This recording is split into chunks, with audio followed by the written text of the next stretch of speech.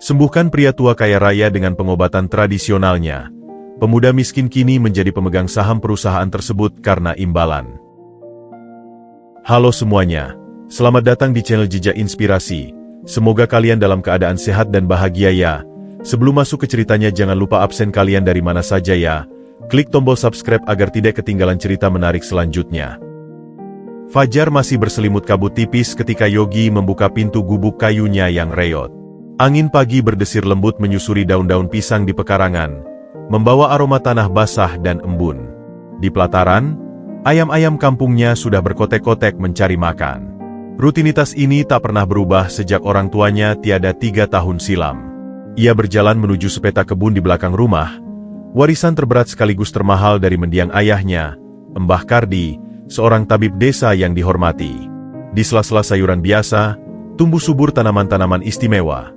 Temulawak yang bonggolnya sudah membesar, daun sambiloto yang pahit namun penuh khasiat, kunyit putih dengan rimpang yang beraroma tajam, dan sirih merah yang merambat di pagar bambu. Setiap tanaman adalah kenangan. Di sini, di antara dedaunan hijau itu, ayahnya pernah mengajarinya membaca bahasa tubuh lewat denyut nadi. Ibunya, seorang peracik jamu yang teliti, mengajarkannya kesabaran saat menumbuk dan menyaring. Yang penting, yok, ketulusan hati saat menolong. Ilmu kita ini titipan alam. Jangan pernah dikomersilkan sampai lupa jati diri. Pesan ayahnya selalu terngiang.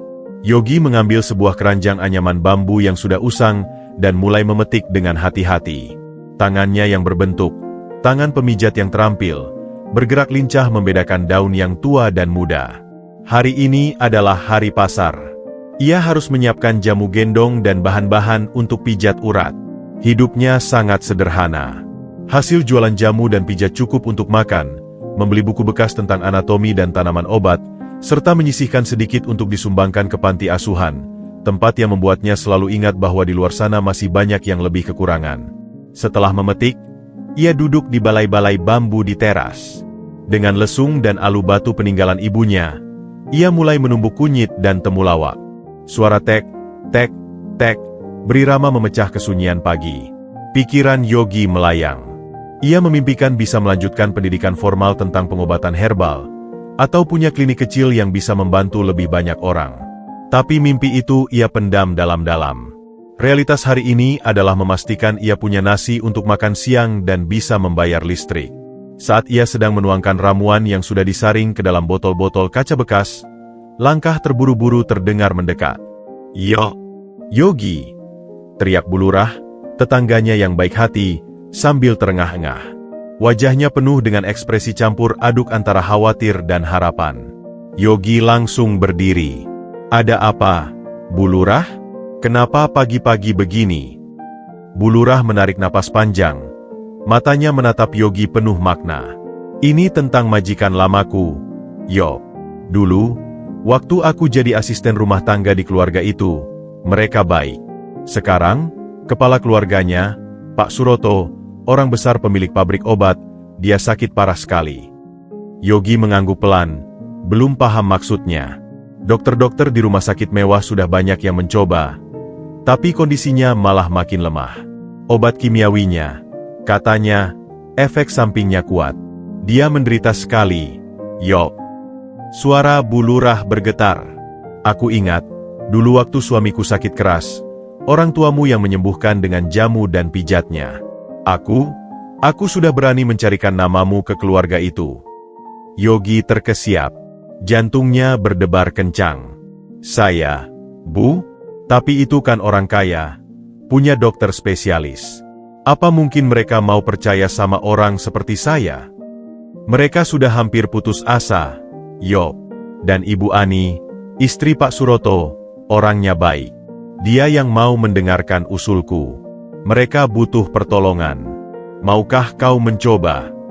Yogi memandang keranjang jamu di tangannya, lalu menatap kebun warisan orang tuanya. Rasa takut dan keraguan menggelora. Dunia orang kaya itu asing, penuh dengan aturan dan mungkin penghinaan. Tapi, bayangan seorang manusia yang menderita, siapapun dia, dan pesan ayahnya tentang kewajiban menolong, menguat dalam hatinya. Bisa saya ketemu dan lihat kondisinya dulu, Bu? Tanyanya, mencoba bersikap profesional meski tanganinya gemetar. Saya tidak bisa janji apa-apa. Setiap tubuh punya respon berbeda. Tapi, saya akan berusaha sebaik-baiknya. Bu Lurah menghela napas lega dan memegang bahu Yogi. Terima kasih, Nak. Ayah ibumu di sana pasti bangga. Besok pagi aku antar kamu. Bersiaplah, Yo. Dunia di sana. Bu Lurah terdiam, mencari kata-kata. Dunia di sana berbeda sekali dengan sini. Tapi, ketulusanmu, itu yang akan menjadi senjatamu. Setelah Bu Lurah pergi, Yogi berdiri lama di teras. Matahari pagi mulai menyinari pucuk-pucuk daun di kebunnya, membuat butiran embun berkilau seperti permata. Embun di atas alang-alang. Indah, tapi mudah sekali menguap diterpa matahari. Apakah nasibnya akan seperti embun itu? Hadir sejenak di dunia mewah itu, lalu hilang tanpa bekas? Atau, justru bisa memberikan kesegaran? Ia memasukkan botol-botol jamu terakhir ke dalam keranjang anyaman. Hari ini, ia tetap akan ke pasar. Tapi pikiran dan hatinya sudah melayang jauh, menuju sebuah rumah besar, seorang pria tua yang tersiksa penyakit, dan sebuah panggilan tak terduga yang mungkin akan mengubah jalan hidupnya selamanya. Ketakutannya masih ada, namun di dasar hatinya, tumbuh sebuah tekad kecil yang kokoh. Ia akan pergi, bukan untuk mencari harta, tetapi untuk memenuhi panggilan sebagai seorang penyembuh, sekalipun dengan segala keterbatasannya. Cahaya kota menjamah kaca-kaca jendela tertinggi dari menara surya, gedung pencakar langit dengan logo Surya Pharma yang menjulang gagah.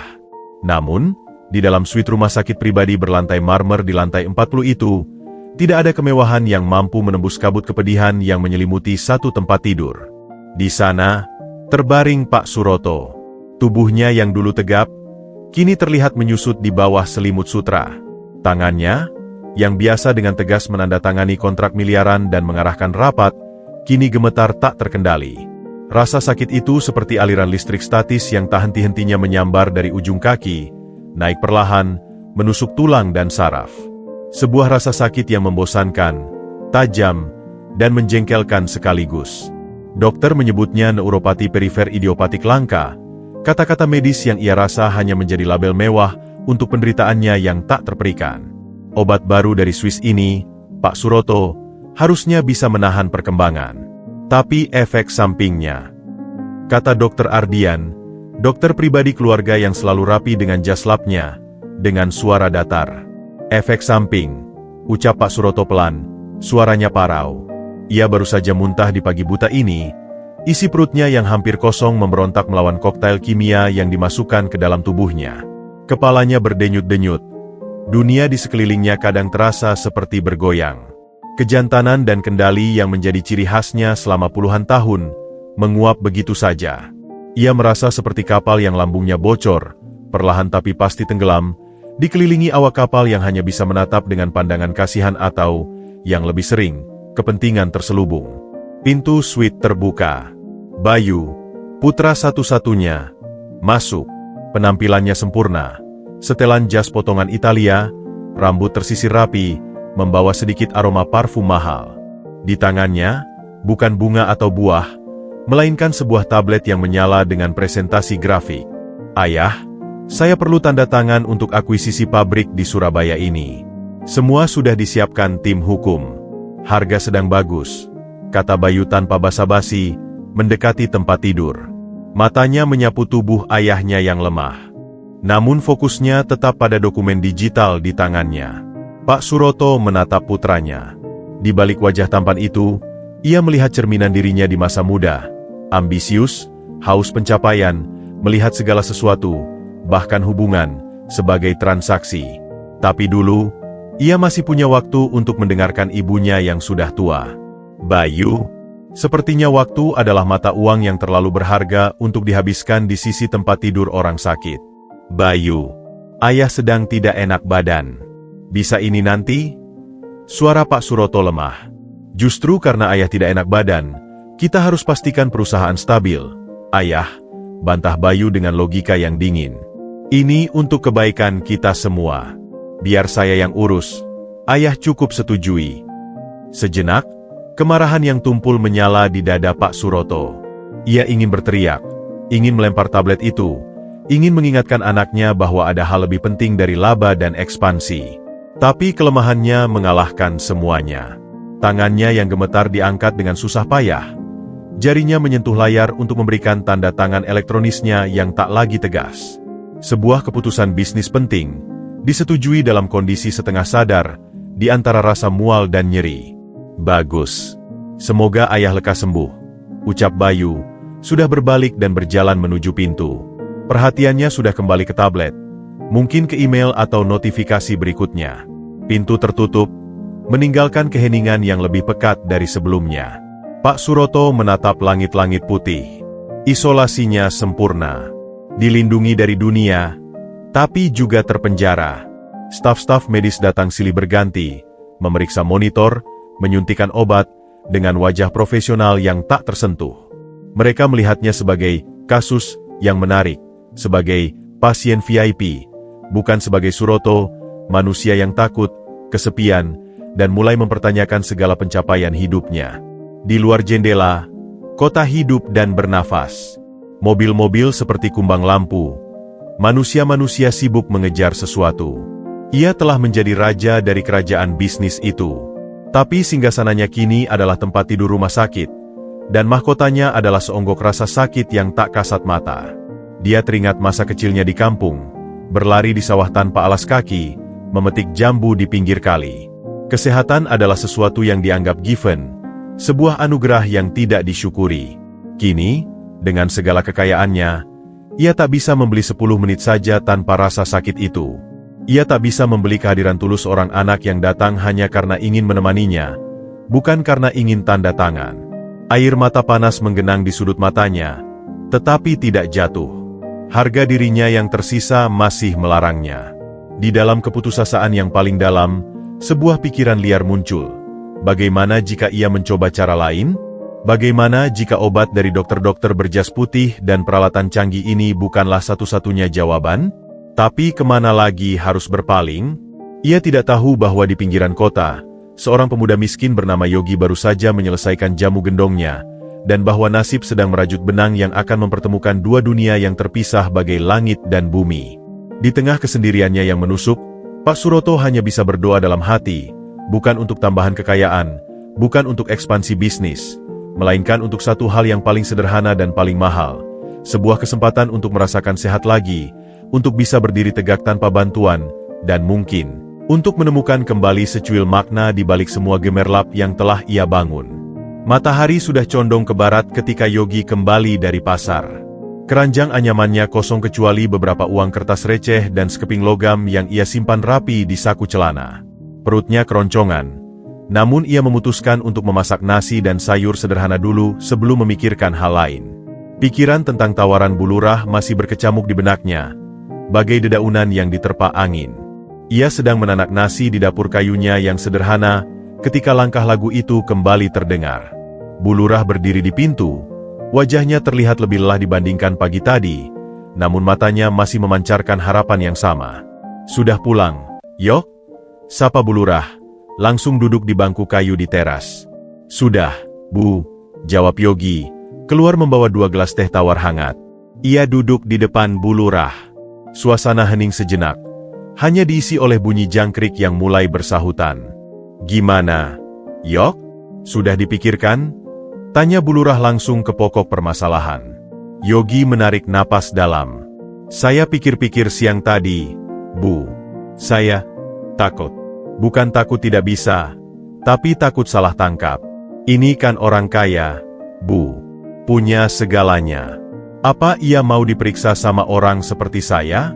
Apa mereka akan percaya dengan cara nenek moyang?" Suaranya pelan, penuh keraguan. Bu Lurah menatapnya. Wajahnya berubah serius.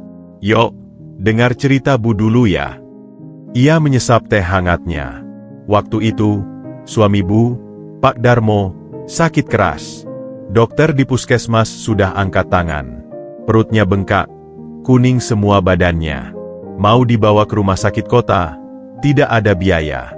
Ibu sudah pasrah. Yogi mendengarkan dengan saksama. Ia masih ingat samar-samar wajah Pak Darmo, pria yang selalu tersenyum. Lalu, Ibumu yang masih hidup waktu itu, datang ke rumah. Bilang, "Mbak, coba saya urut dan kasih jamu dulu. Siapa tahu ada jalan." Dan bapakmu, Mbah Kardi, datang bawa berbagai akar-akar dan daun. Mereka rawat Pak Darmo selama sebulan penuh. Tidak minta bayaran, hanya minta kita percaya dan disiplin minum jamu.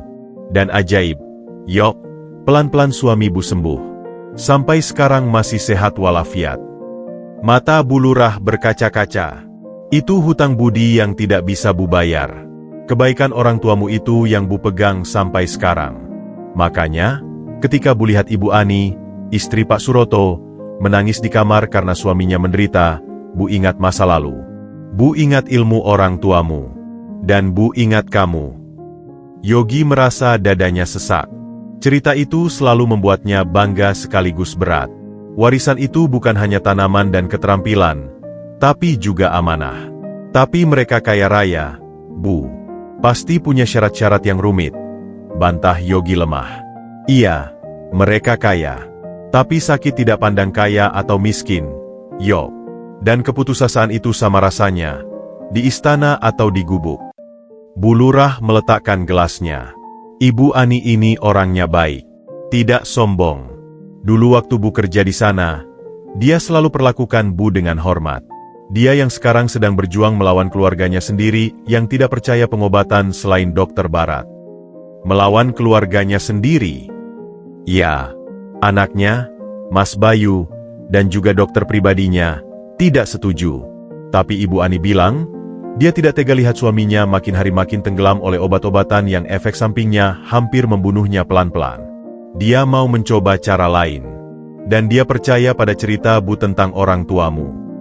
Yogi menunduk, memandangi tangannya sendiri.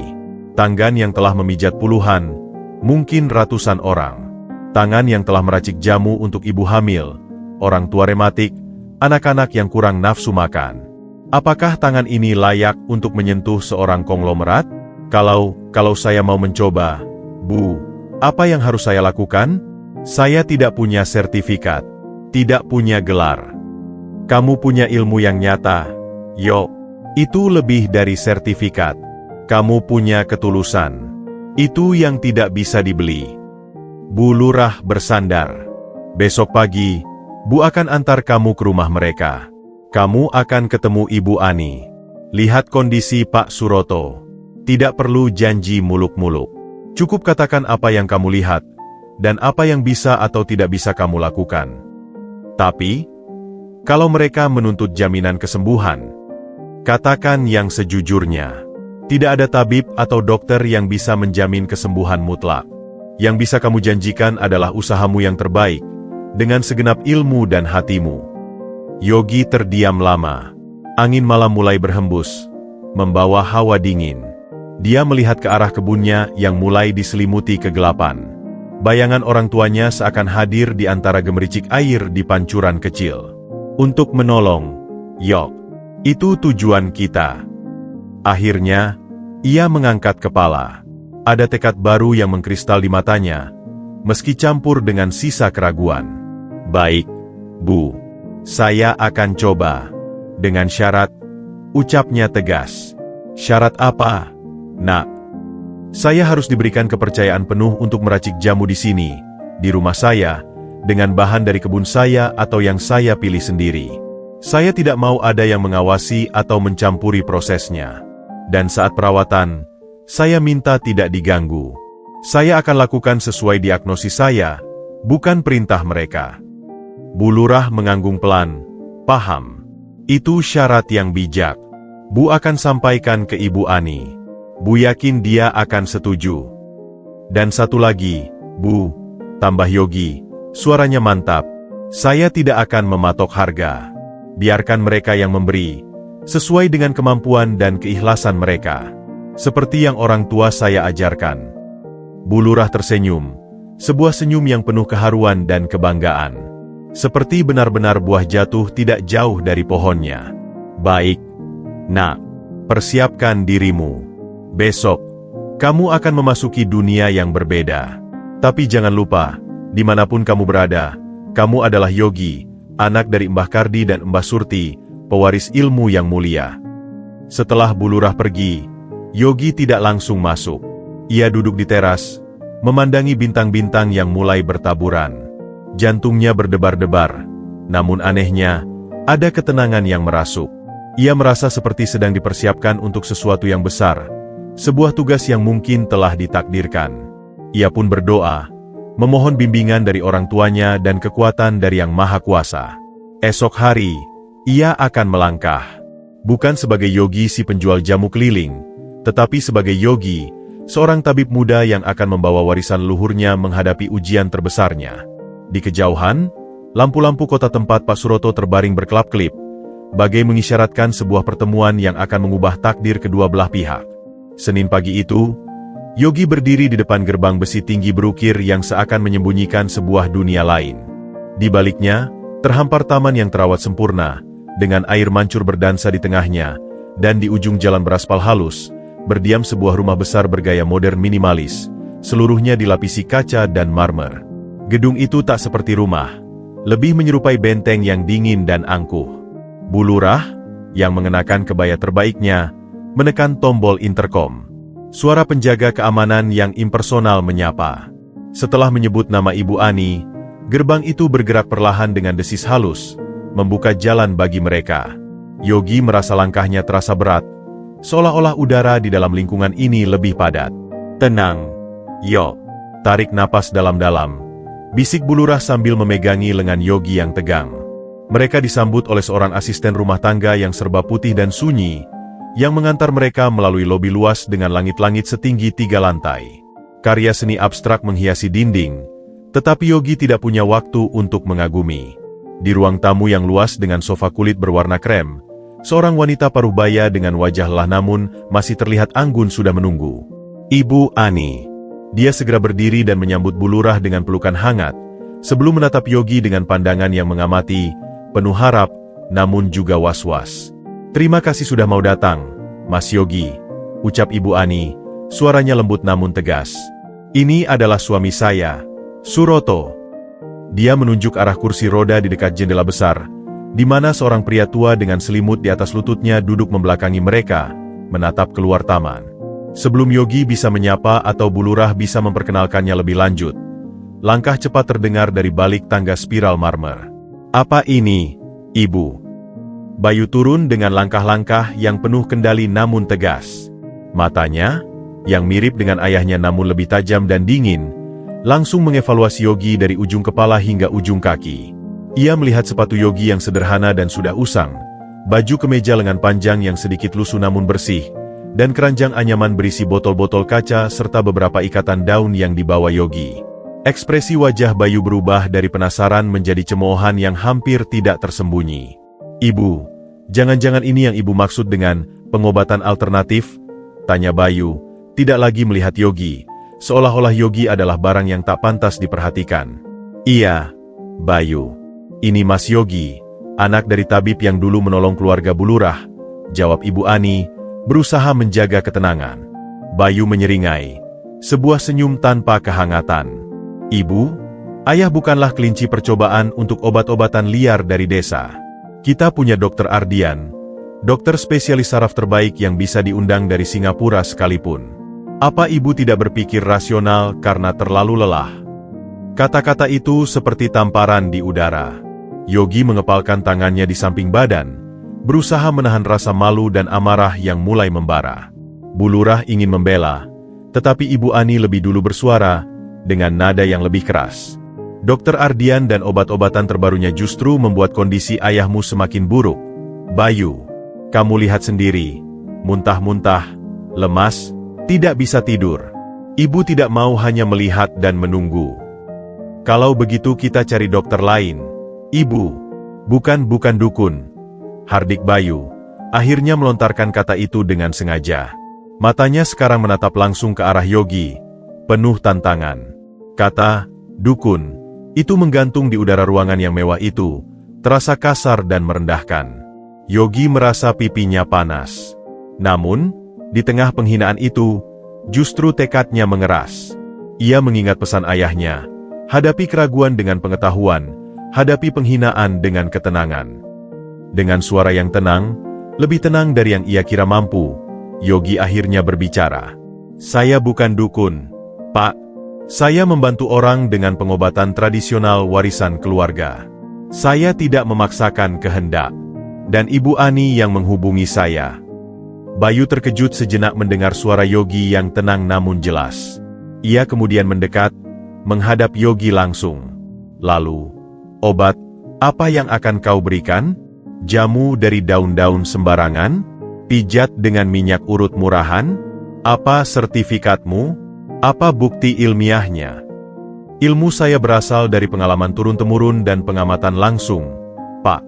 Saya tidak punya sertifikat di kertas, tapi saya punya bukti di kesembuhan pasien-pasien saya, meski mereka orang sederhana, jawab Yogi, menatap Bayu tanpa menunduk. Dan untuk Bapak, saya belum bisa memutuskan apa-apa sebelum saya lihat dan periksa kondisinya langsung.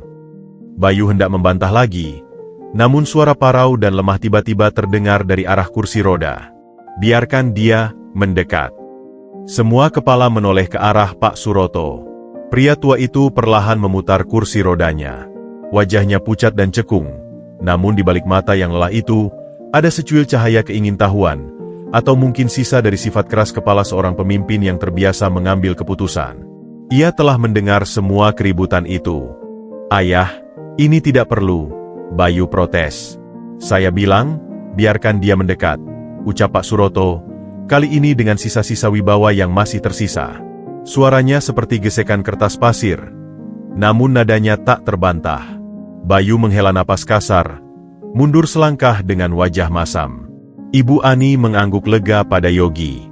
Dengan jantung yang berdegup kencang mengetuk tulang rusuknya, Yogi melangkah mendekati kursi roda. Dari dekat, penderitaan di wajah Pak Suroto terlihat lebih jelas. Kerutan di dahinya menandakan rasa sakit yang konstan, bibirnya kering. Namun yang menarik perhatian Yogi adalah tangannya yang menggenggam lengan kursi, dengan buku-buku jari yang putih dan sedikit gemetar. Maaf mengganggu, Pak. Nama saya Yogi. Ia memperkenalkan diri dengan membungkuk hormat. Suroto, sahut orang tua itu singkat. Dan kamu yakin bisa membantuku? Saya tidak berani menjamin apa-apa, Pak, jawab Yogi jujur, berjongkok agar sejajar dengan pasiennya. Tapi izinkan saya untuk memeriksa dulu. Saya perlu membaca denyut nadi Bapak dan melihat lidah Bapak. Dan saya perlu bertanya beberapa hal tentang rasa sakit yang Bapak rasakan. Pak Suroto mengangguk pelan. Ia mengulurkan tangannya yang gemetar. Yogi dengan lembut meletakkan jari telunjuk, tengah, dan manisnya di pergelangan tangan Pak Suroto. Ia menutup matanya, berkonsentrasi penuh. Ruangan hening. Bayu berdecak kesal di belakang. Ibu Ani dan Bu Lurah menahan napas. Yogi merasakan denyut nadi yang cepat, lemah, dan tidak teratur, seperti aliran air yang tersumbat lalu meluap. Ia meminta melihat lidah Pak Suroto, yang warnanya pucat dengan lapisan tebal berwarna kekuningan. Ia bertanya tentang lokasi pasti rasa sakit, waktu-waktu ketika rasa sakit itu memburuk, dan pola tidurnya. Setelah selesai, Yogi berdiri. Semua mata tertuju padanya. Bagaimana? Tanya Ibu Ani penuh harap. Kondisi Bapak memang lemah sekali. Energi tubuh tidak mengalir lancar. Banyak sumbatan di jalur saraf tertentu, dan organ dalam juga terganggu, terutama liver, mungkin karena efek obat kimia, ujar Yogi dengan bahasa sederhana. Saya bisa mencoba membantu dengan terapi pijat khusus pada titik-titik tertentu untuk mengurangi rasa sakit dan merangsang aliran energi, serta memberikan jamu untuk membersihkan racun dari tubuh dan memperkuat organ dalam. Dan kamu pikir itu akan menyembuhkanku? Tanya Pak Suroto, dengan nada datar. Prosesnya akan lambat, Pak, dan perlu disiplin tinggi. Jamu harus teratur, terapi juga. Yang paling penting, Bapak juga perlu mengubah pola pikir. Stres dan kecemasan memperparah sumbatan itu. Omong kosong. Seru Bayu tak tahan lagi. Energi? Sumbatan? Itu tahayul. Ayah, ini jelas penipuan. Tutup mulutmu, Bayu. Kali ini suara Pak Suroto lebih keras, diikuti serangan batuk-batuk kecil. Setelah tenang, ia menatap Yogi. Kau bilang tidak bisa menjamin. Lalu, berapa harga percobaan MU ini? Pertanyaan itu langsung ke inti. Ibu Ani dan Bu Lurah tegang. Yogi menarik napas. Inilah momen kebenaran. Seperti yang sudah saya sampaikan pada Bu Lurah dan Ibu Ani, saya tidak mematok harga. Saya akan melakukan yang terbaik dengan ilmu saya. Nanti, terserah Bapak dan keluarga memberi apa, sesuai keikhlasan. Jawaban itu, sekali lagi, membuat semua orang terdiam, termasuk Bayu yang terlihat bingung. Di dunia mereka, segala sesuatu ada harganya, segala jasa harus dinegosiasikan. Ketidaktahuan akan harga justru mencurigakan. Pak Suroto memandangi Yogi lama. Ia melihat ketulusan di mata muda itu, dan keberanian untuk tidak menunduk pada intimidasi Bayu. Di tengah keputusasaannya, ada sesuatu yang menarik dari keteguhan pemuda ini. Baik, ucap Pak Suroto akhirnya, suaranya lirih. Kau boleh mencoba. 1 sesi. Di sini. Sekarang juga. Aku ingin lihat apa yang bisa kau lakukan. Tapi, Pak Suroto, Bu Lurah hendak mengingatkan soal syarat Yogi untuk tidak diganggu.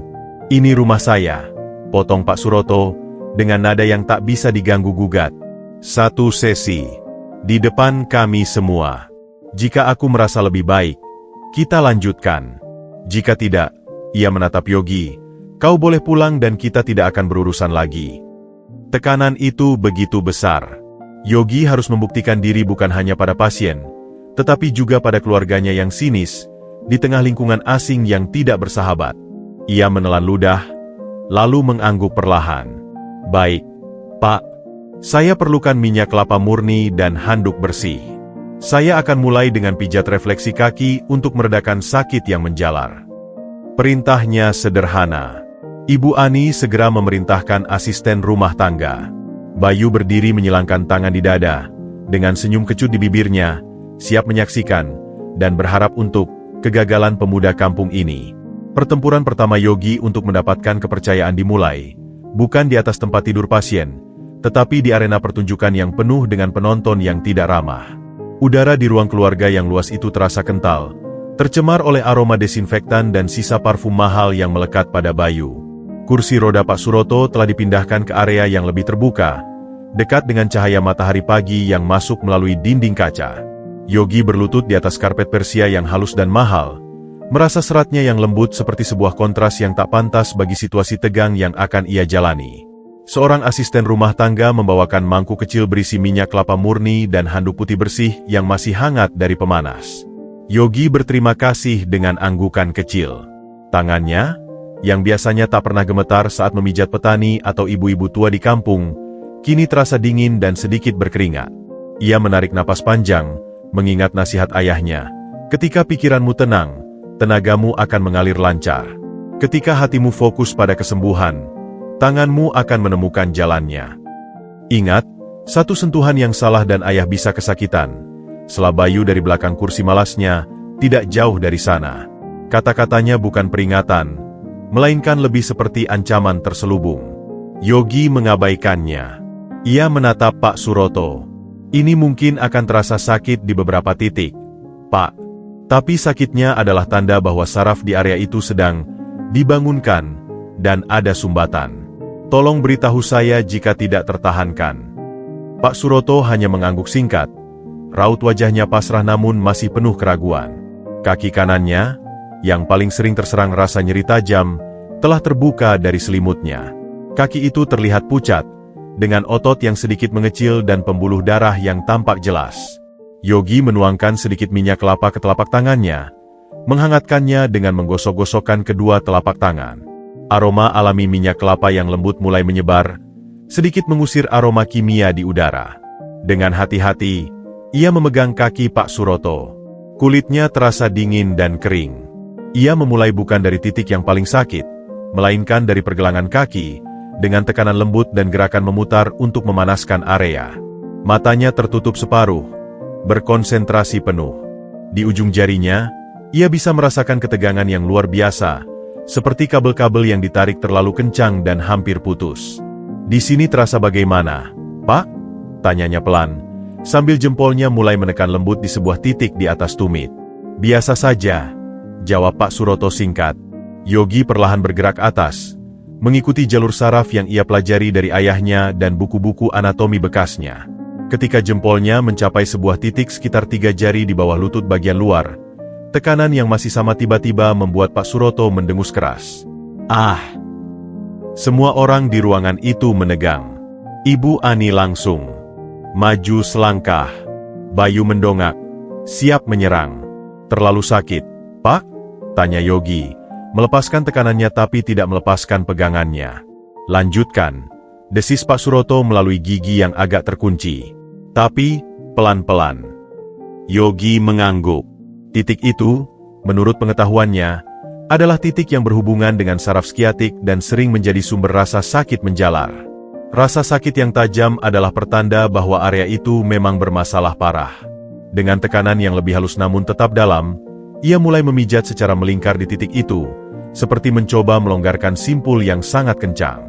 Dulu, waktu muda, ucap Pak Suroto tiba-tiba, suaranya terengah. Aku pernah terjatuh dari motor, tepat di pinggul sebelah kanan. Tapi tidak pernah diobati serius. Informasi itu penting. Yogi mengangguk. Mungkin trauma lama itu menyebabkan ketidakseimbangan, Pak, dan sekarang muncul lagi ketika kondisi tubuh sedang lemah. Pijatan berlanjut. Keringat mulai membasahi pelipis Yogi. Ini bukan pekerjaan fisik semata, tetapi konsentrasi mental yang tinggi. Ia harus merasakan melalui ujung jarinya, mendengarkan respon dari otot dan saraf yang disentuhnya. Setelah beberapa menit di titik itu, ia bergerak ke titik lainnya di sepanjang betis, lalu ke telapak kaki.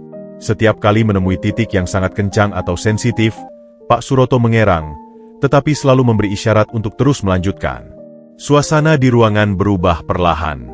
Cemoohan di wajah Bayu sedikit mereda, digantikan oleh keheranan. Ia melihat ayahnya, yang biasanya tak tahan dengan sentuhan sekecil apapun di kaki yang sakit itu, justru membiarkan pemuda ini menekan-nekan dengan cukup kuat. Ibu Ani duduk di tepi sofa, tangan terkunci erat, berdoa dalam hati. Saat Yogi mulai bekerja di titik dilekukan antara jempol dan telunjuk kaki, sebuah titik yang dalam pengobatan tradisional berhubungan dengan kepala dan leher, Pak Suroto mendesah panjang. Bukan desahan kesakitan, melainkan kelegaan. Rasanya seperti ada aliran hangat. Gumam Pak Suroto, mata terpejam. Dari kaki naik ke paha. Itulah yang ditunggu Yogi. Itu tandanya energi yang macet mulai bergerak lagi, Pak. Ia menjelaskan sederhana. Sesi pertama itu berlangsung sekitar 30 menit. Setelah selesai, Yogi dengan hati-hati mengusap sisa minyak dengan handuk hangat, lalu membungkus kaki Pak Suroto kembali dengan selimut. Sekarang coba Bapak gerakan jari-jari kaki, perlahan saja, instruksi Yogi. Dengan usaha, Pak Suroto menggerakkan jari-jari kaki kanannya. Biasanya gerakan itu memicu rasa sakit seperti tersetrum, tetapi kali ini hanya terasa kaku dan pegal, tanpa sengatan tajam. Matanya terbuka lebar, memandang ke bawah ke kakinya sendiri, seolah tak percaya. Bagaimana, Suro? Tanya Ibu Ani, sudah berjongkok di samping kursi roda. Masih sakit, jawab Pak Suroto jujur. Tapi kemudian ia menambahkan, yang membuat semua orang terkejut. Tapi, sakitnya berbeda. Tidak seperti ditusuk-tusuk jarum. Lebih seperti pegal setelah bekerja keras. Itu adalah kemajuan. Kemajuan kecil, tetapi nyata. Bayu bangkit dari kursinya. Itu hanya efek plasebo, Ayah. Atau karena minyak hangat dan pijatan biasa. Itu tidak membuktikan apa-apa tentang energi atau sumbatan omong kosongnya. Yogi berdiri, lututnya pegal. Ia menatap Bayu. Tuan Bayu, izinkan saya bertanya. Jika ini hanya efek plasebo atau pijatan biasa, mengapa selama ini terapi fisik dan pijat dari fisioterapis bersertifikat tidak memberikan efek plasebo yang sama? Mengapa justru semakin parah? Pertanyaan itu membuat Bayu terdiam sejenak. Wajahnya berkerut. Kamu ini. Sudah, Bayu. Potong Pak Suroto. Suaranya terdaki lebih jelas, sedikit lebih kuat. Ia memandang Yogi. Kau bilang tadi juga butuh jamu. Iya, Pak. Pijat hanya untuk meredakan gejala dan merangsang. Untuk pembersihan racun dan perbaikan dari dalam, butuh ramuan herbal yang harus diminum teratur. Raciklah, ucap Pak Suroto. Ibu Ani, berikan dia apa yang dia butuhkan. Dan siapkan sebuah kamar untuknya. Dia akan tinggal sementara di sini. Keputusan itu bagai petir di siang bolong. Ayah, ini keterlaluan. Membiarkan orang asing, lagi pula yang begini, tinggal di rumah kita. Bayu nyaris berteriak. Rumah saya, keputusan saya, kata Pak Suroto dengan final. Ia lalu menatap Yogi. Kau setuju? Kau akan tinggal di sini, meracik jamu di dapur kita yang bersih, dan merawat saya langsung. Gaji akan kita bicarakan nanti. Yogi tertegun. Tinggal di sini? Di istana es ini? Ia melihat Bu Lurah yang mengangguk pelan, dan Ibu Ani yang tersenyum lega. Tantangan Bayu, keraguan staf, dan kesepian di tengah kemewahan akan menjadi bagian hari-harinya. Tapi di depan, ada pasien yang mulai memberikan kepercayaan, sekecil apapun. Akhirnya, ia membungkuk. Saya setuju, Pak. Tapi dengan satu permohonan. Izinkan saya sekali-sekali pulang ke kebun saya untuk mengambil bahan tertentu yang hanya tumbuh di sana. Pak Suroto mengangguk. Dijemput dan diantar mobil. Baik. Mulai besok, rutinitas kita berubah. Babak pertama pertempuran Yogi mungkin telah dimenangkan dengan tipis. Ia berhasil melewati ujian pertama dan mendapatkan izin untuk tinggal. Namun, ia tahu ini baru awal. Musuh bukan lagi hanya penyakit Pak Suroto, tetapi juga kecurigaan, kecemburuan, dan konspirasi yang mulai merayap di balik kemewahan yang tampak sempurna ini. Dan malam pertamanya di rumah besar itu akan menjadi malam yang panjang dan sunyi, di mana bayangan orang tuanya dan bunyi jangkrik di kebunnya akan terasa sangat jauh.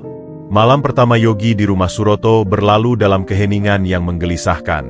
Kamar yang disediakan untuknya, meski lebih kecil dari kamar tamu utama, tetap 5 kali lebih besar dari gubuknya sendiri. Tempat tidur empuk, kamar mandi marmer, udara sejuk AC yang konstan, semuanya terasa asing dan hampir tak nyata. Ia lebih banyak terbaring memandang langit-langit yang tinggi, memikirkan tangannya yang telah menyentuh kaki seorang raja bisnis, dan telinganya yang masih mendengar gema kecurigaan di balik setiap tatapan pelayan. Fajar belum sepenuhnya pecah ketika ia bangun, terbiasa dengan ritme alam. Ia ingin ke dapur, meracik teh herbal untuk memulai hari. Namun, saat ia membuka pintu kamarnya, 2 orang pelayan yang sedang membersihkan koridor langsung terdiam, membisikkan sesuatu dengan mata melirik ke arahnya. Senyuman mereka terpaksa, dingin. Dapur utama rumah itu adalah sebuah ruangan luas dengan peralatan stainless steel, berkilau dan peralatan memasak impor. Seorang koki pria berbadan tegap, Chef Anton, sedang memeriksa persediaan. Ketika Yogi masuk dengan keranjang kecil berisi beberapa rimpang yang ia bawa dari rumah, Chef Anton hanya mencondongkan kepalanya. "Kamu yang tabib baru?" tanyanya, tanpa senyum. "Iya, Pak." "Yogi, mau izin pakai kompor kecil dan panci untuk merebus jamu Pak Suroto." Chef Anton mengangguk singkat, menunjuk ke sebuah kompor induksi di sudut. "Itu. Jangan gunakan peralatan masak saya untuk merebus barang-barang liar itu. Ada panci khusus di bawah sana." Nada suaranya tidak kasar, tapi jelas menjaga jarak. Yogi mengangguk, memahami posisinya. Ia mengambil panci stainless steel kecil yang agak usang dan mulai membersihkan kunyit putih dan temulawak.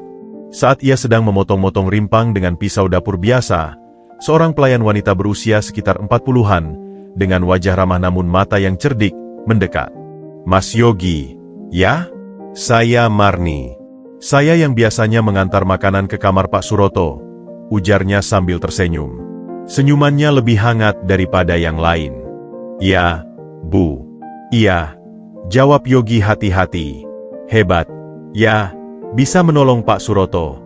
"Semua dokter sudah angkat tangan," lanjut Marni, sambil berpura-pura membersihkan meja di dekatnya.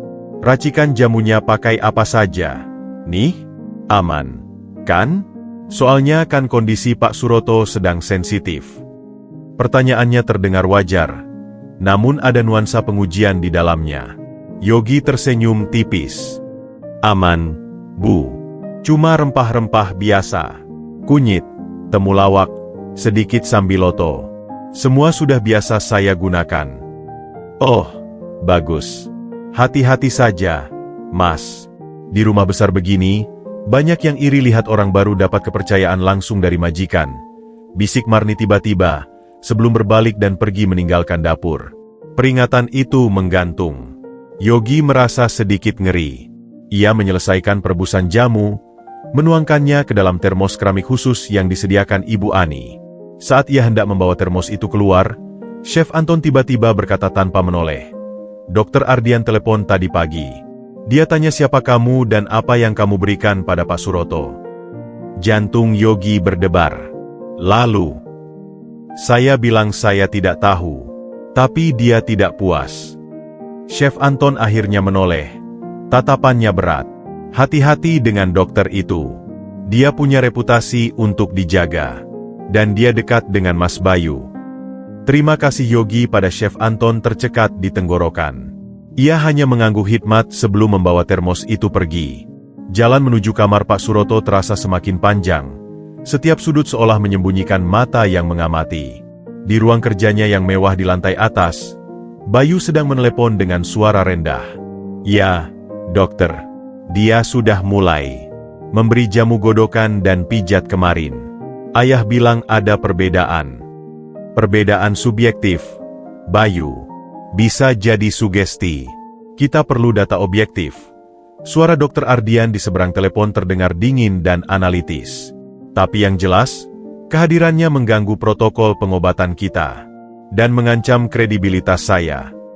"Lalu apa yang Anda usulkan?" "Ayah sudah kepincut. Ibu juga mendukungnya. Kita perlu membuatnya melakukan kesalahan.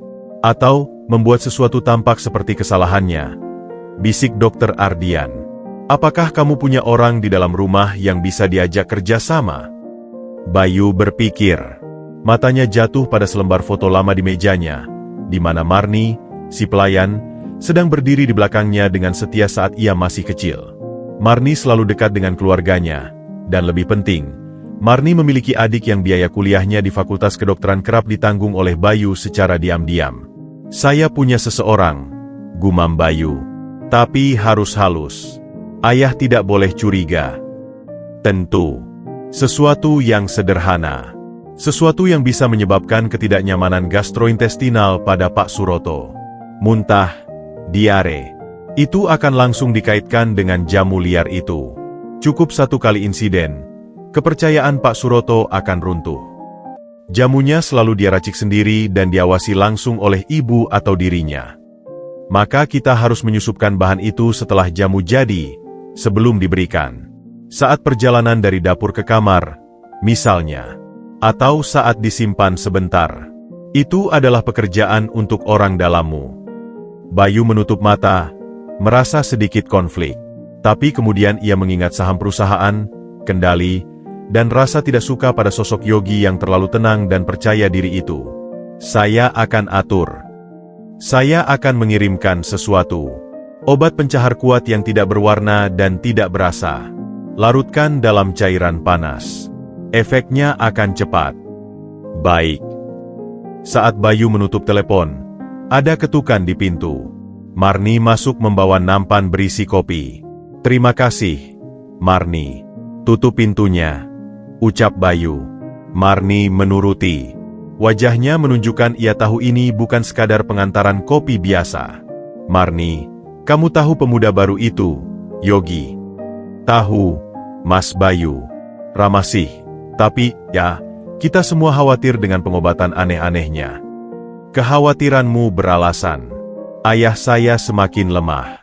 Saya butuh bantuanmu untuk memastikan tidak ada hal buruk terjadi." Marni mengernyit. "Maksud Mas Bayu?" Bayu mengambil amplop coklat tebal dari laci mejanya, menaruhnya di atas nampan dekat cangkir kopi. "Di dalamnya ada sesuatu yang akan membantu.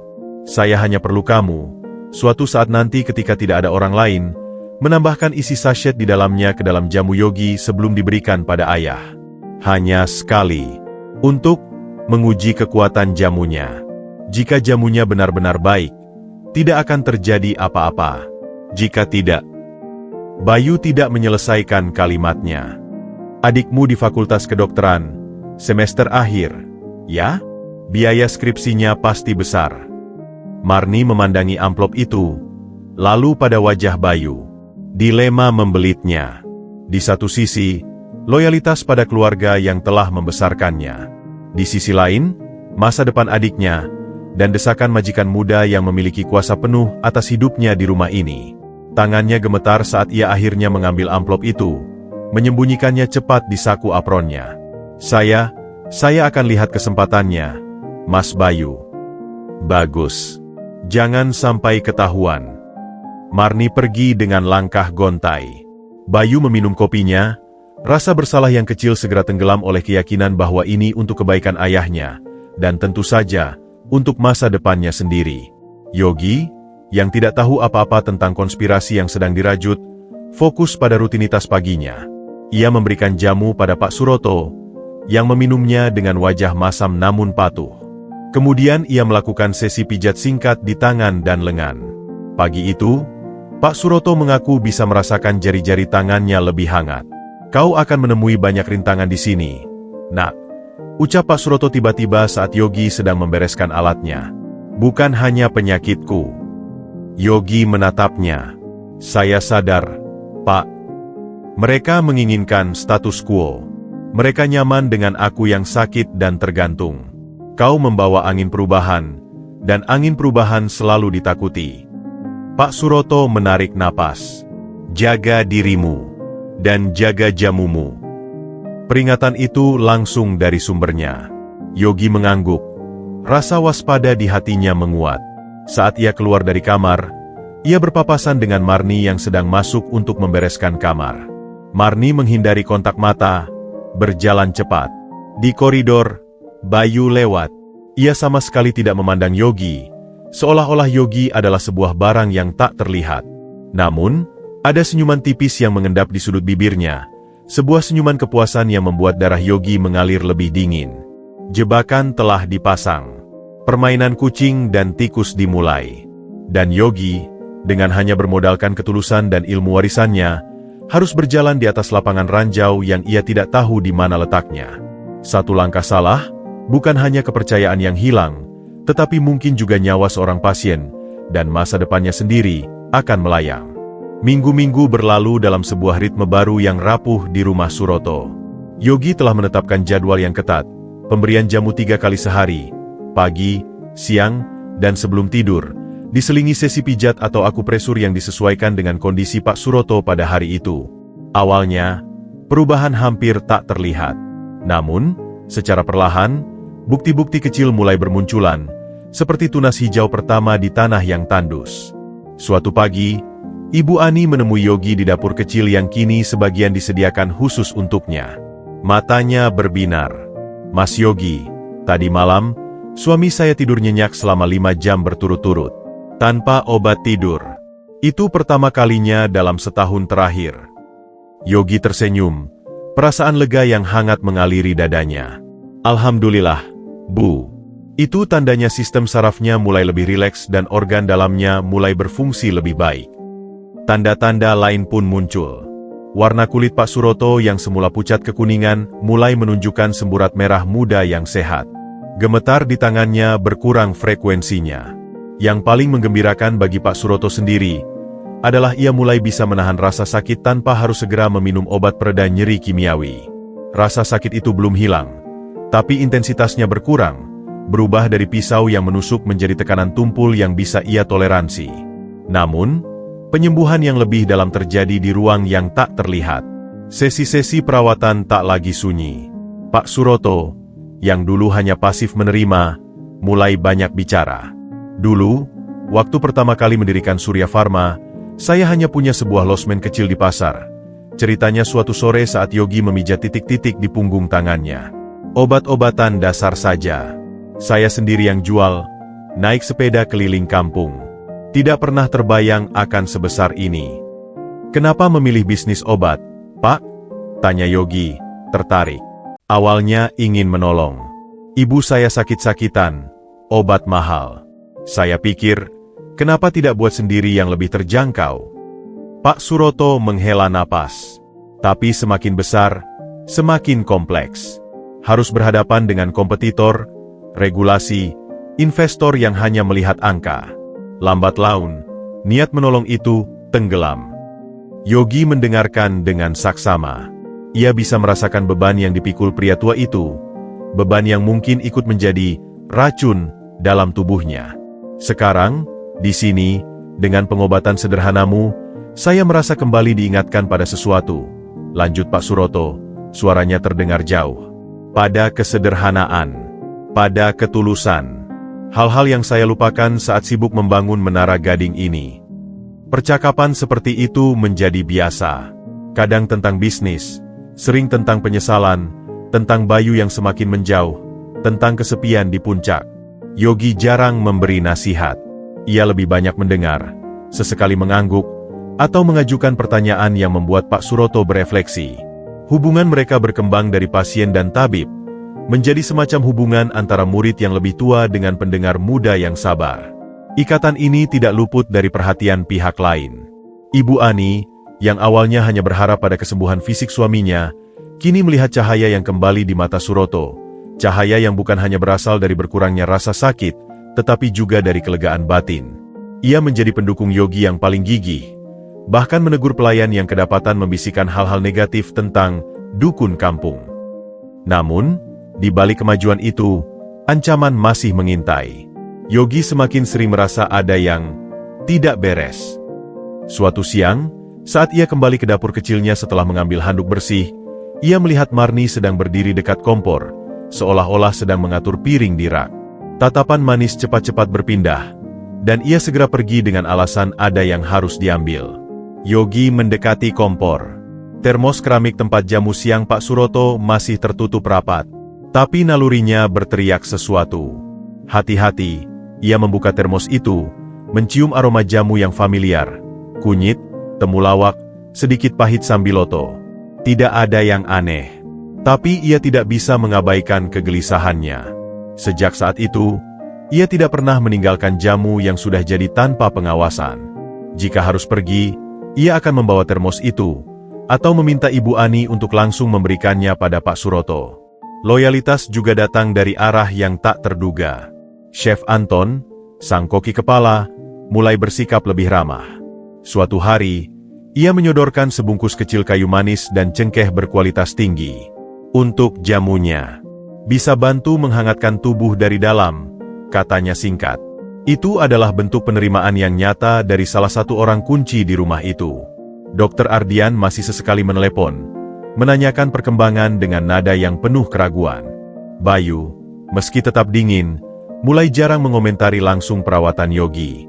Namun, Yogi bisa merasakan ketegangan yang masih menggantung, seperti awan gelap yang menunggu saat yang tepat untuk meledak menjadi badai. Puncak dari keajaiban kecil itu terjadi pada suatu akhir pekan. Keluarga Suroto biasanya mengadakan makan malam bersama di ruang makan mewah setiap minggu malam, sebuah tradisi yang selalu dipaksakan dan berakhir dengan keheningan yang canggung. Biasanya, Pak Suroto akan diantar kursi rodanya, makan sedikit, lalu cepat-cepat kembali ke kamar karena kelelahan atau rasa sakit.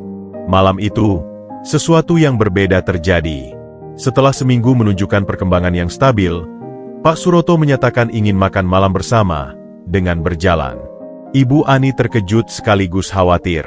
Yogi, yang dimintai pendapat, hanya berkata, "Jika Bapak merasa kuat, dan kita dampingi, tidak ada salahnya dicoba. Itu bagian dari terapi juga." Dengan disangga di satu sisi oleh Yogi dan di sisi lain oleh Ibu Ani, Pak Suroto berdiri dari kursi rodanya. Kakinya gemetar, tetapi ia menapak.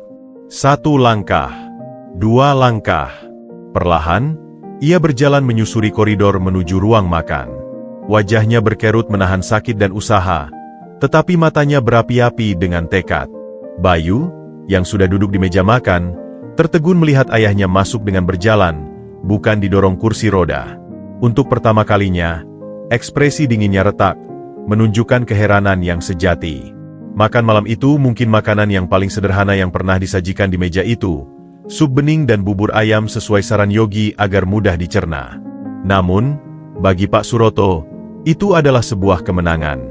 Ia tidak makan banyak, tetapi ia duduk di kursinya sendiri, mengangkat sendoknya sendiri, dan bahkan bertanya pada Bayu tentang perkembangan proyek terkini, bukan dengan nada memerintah, tetapi dengan ketertarikan yang tulus. Suasana di meja masih canggung, namun ada kehangatan baru yang samar-samar. Ibu Ani sesekali menyeka sudut matanya. Yogi, yang diizinkan makan diduduk di kursi yang agak menjauh, menyaksikan semuanya dengan hati berbunga-bunga. Inilah yang dimaksud penyembuhan holistik, bukan hanya tubuh yang mulai bangkit, tetapi juga hubungan yang mulai mencair. Namun, di balik pencapaian itu, Yogi melihat tatapan Bayu yang mengawasinya dari seberang meja. Tatapan itu tidak lagi sekadar merendahkan, tetapi sekarang penuh dengan perhitungan yang lebih dalam, lebih berbahaya. Kemajuan ayahnya justru membuat Yogi menjadi ancaman yang lebih nyata bagi posisi Bayu. Dan Yogi tahu, orang yang merasa terancam, bisa melakukan apa saja. Malam itu, sebelum tidur, Pak Suroto memanggil Yogi. "Aku berhutang banyak padamu, Nak. Bukan hanya untuk kakiku yang mulai bisa merasakan lantai ini." Ia menatap lurus ke mata Yogi. "Tapi untuk mengingatkanku bagaimana cara hidup." "Bapak sendiri yang kuat, Pak. Saya hanya membantu," jawab Yogi rendah hati. "Bantuanmu," ucap Pak Suroto, suaranya serius, "telah membuatku ingin hidup lagi. Dan itu adalah hadiah yang tak ternilai." Tanda-tanda kecil keajaiban itu nyata. Tapi di dunia yang penuh dengan kepentingan dan konspirasi, keajaiban seringkali dianggap sebagai gangguan yang harus disingkirkan. Dan badai yang selama ini ditahan, perlahan mulai mengumpulkan kekuatannya untuk menghancurkan semua kemajuan yang telah diperoleh dengan susah payah. Pagi itu begitu cerah. Sinar matahari menembus dinding kaca, memotong dengan tajam keemasan di atas permukaan marmer di ruang keluarga. Setelah berjalan-jalan pendek di taman dengan ditemani Yogi dan dua pengawal, Pak Suroto kembali ke kursi malanya dengan wajah sedikit memerah namun berbinar. Nafsu makannya bahkan sudah mulai kembali. Chef Anton dengan senang hati menyiapkan bubur ayam gurih dengan kaldu bening, yang dihabiskan Pak Suroto hingga setengah mangkuk, sebuah pencapaian besar. Yogi merasa lega dan optimis. Rutinitas mereka telah terbentuk dengan baik. Setelah sarapan, biasanya adalah waktu untuk jamu pagi. Hari ini, Yogi meracik formula khusus untuk detoksifikasi lanjutan, menambahkan sedikit daun pegagan yang baru ia petik dari kebunnya sendiri untuk meningkatkan fungsi kognitif.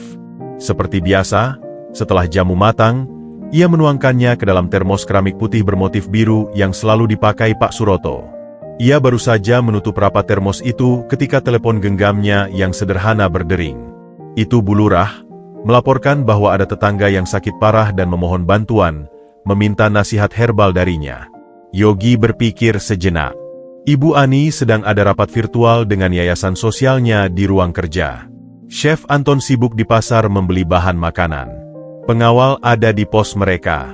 Hanya Marni yang terlihat lalu lalang membersihkan. "Marni," panggil Yogi saat wanita itu lewat di depan dapur kecil. "Bisa tolong antar jamu ini ke Pak Suroto? Saya harus telepon sebentar. Urusan penting dari kampung." Marni terhenti. Ekspresi wajahnya berkerut sepersekian detik.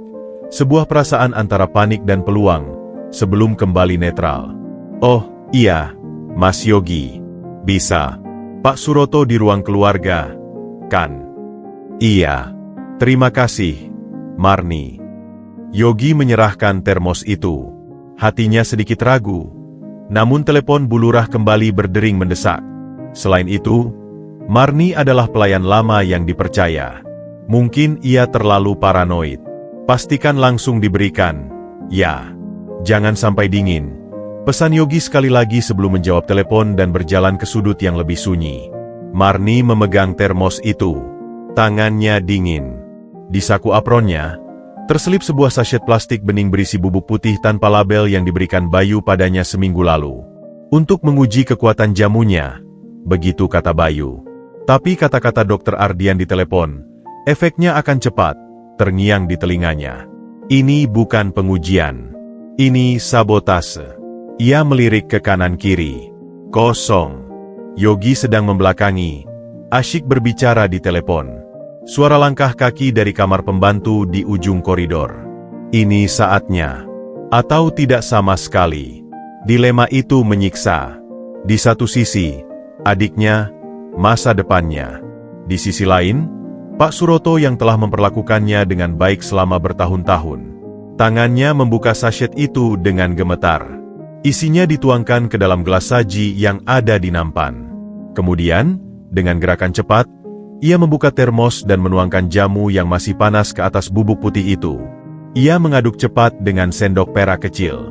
Bubuk itu larut tanpa bekas, tanpa mengubah warna atau aroma jamu yang pekat. Ia menutup kembali termos itu. Pekerjaan selesai dalam kurang dari 20 detik. "Mas Yogi, sudah saya antar ya?" teriak Marni dengan suara yang sedikit tercekik. Lalu berjalan cepat meninggalkan dapur menuju ruang keluarga sebelum Yogi bisa menoleh.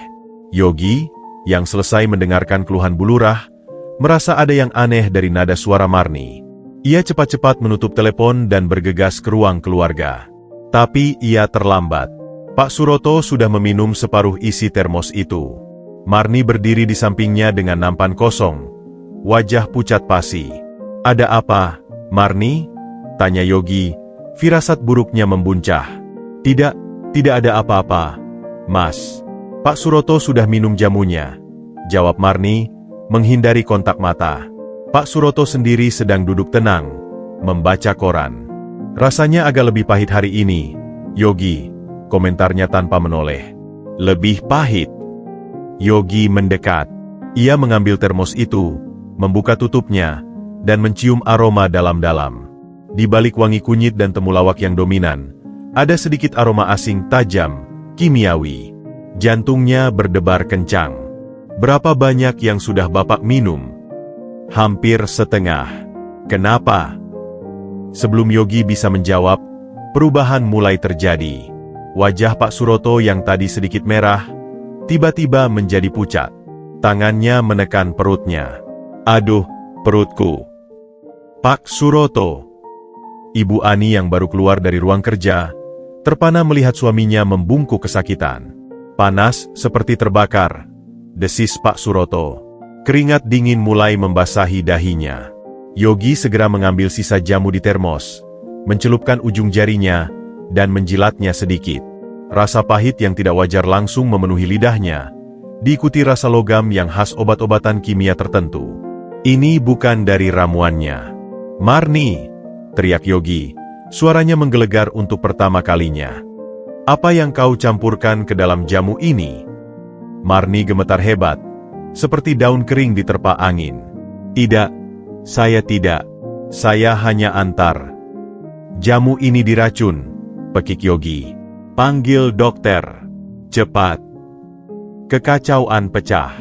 Ibu Ani berteriak memanggil pengawal. Pak Suroto mulai muntah-muntah hebat. Isi perutnya yang baru saja ia makan keluar semua. Tubuhnya menggigil tak terkendali. Bayu, yang mendengar keributan dari lantai atas, bergegas turun. Wajahnya menunjukkan kepanikan, tapi matanya cepat menyapu keadaan. Ayahnya yang meringis kesakitan, Yogi yang memegang termos dengan muka muram, dan Marni yang hampir pingsan. "Apa yang terjadi?" teriak Bayu. "Ayah keracunan. Jamu ini dicampuri sesuatu," jawab Ibu Ani sambil memeluk suaminya yang lemas. "Jamu ini." Bayu langsung menuding Yogi. Wajahnya berubah merah marah. "Sudah kukatakan, obat-obatan liarmu tidak steril. Lihat sekarang, ayah hampir mati karenamu." Yogi tidak tergoyahkan oleh tuduhan itu. Matanya menatap Marni yang menangis tersedu-sedu. "Marni, saya serahkan padamu dalam keadaan baik. Apa yang kau lakukan dalam perjalanan dari dapur ke sini?" "Tidak, saya tidak tahu." "Isak Marni, kamu berdiri di dekat kompor tadi pagi. Kamu bertanya tentang bahan jamu minggu lalu. Kamu yang selalu menghindar ketika saya tanya tentang keamanan." Yogi melangkah mendekat.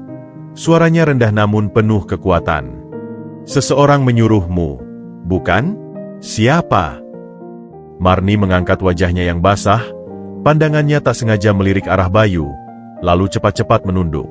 Itu cukup bagi Yogi, tapi juga cukup bagi Bayu untuk menyadari bahaya. "Jangan coba-coba menyalahkan orang lain," hardik Bayu, menghalangi pandangan antara Yogi dan Marni. "Kamu yang meracik, kamu yang bertanggung jawab."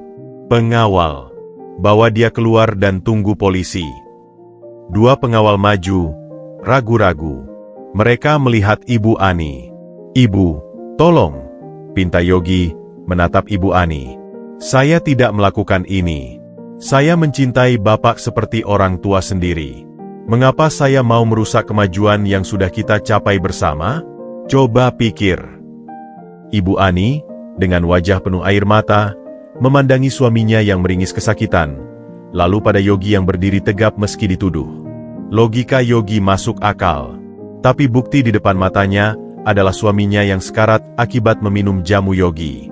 Tahan dulu, ucap Ibu Ani pada pengawal, suaranya parau. Pertama, tolong bawa Pak Suroto ke kamar dan panggil dokter darurat.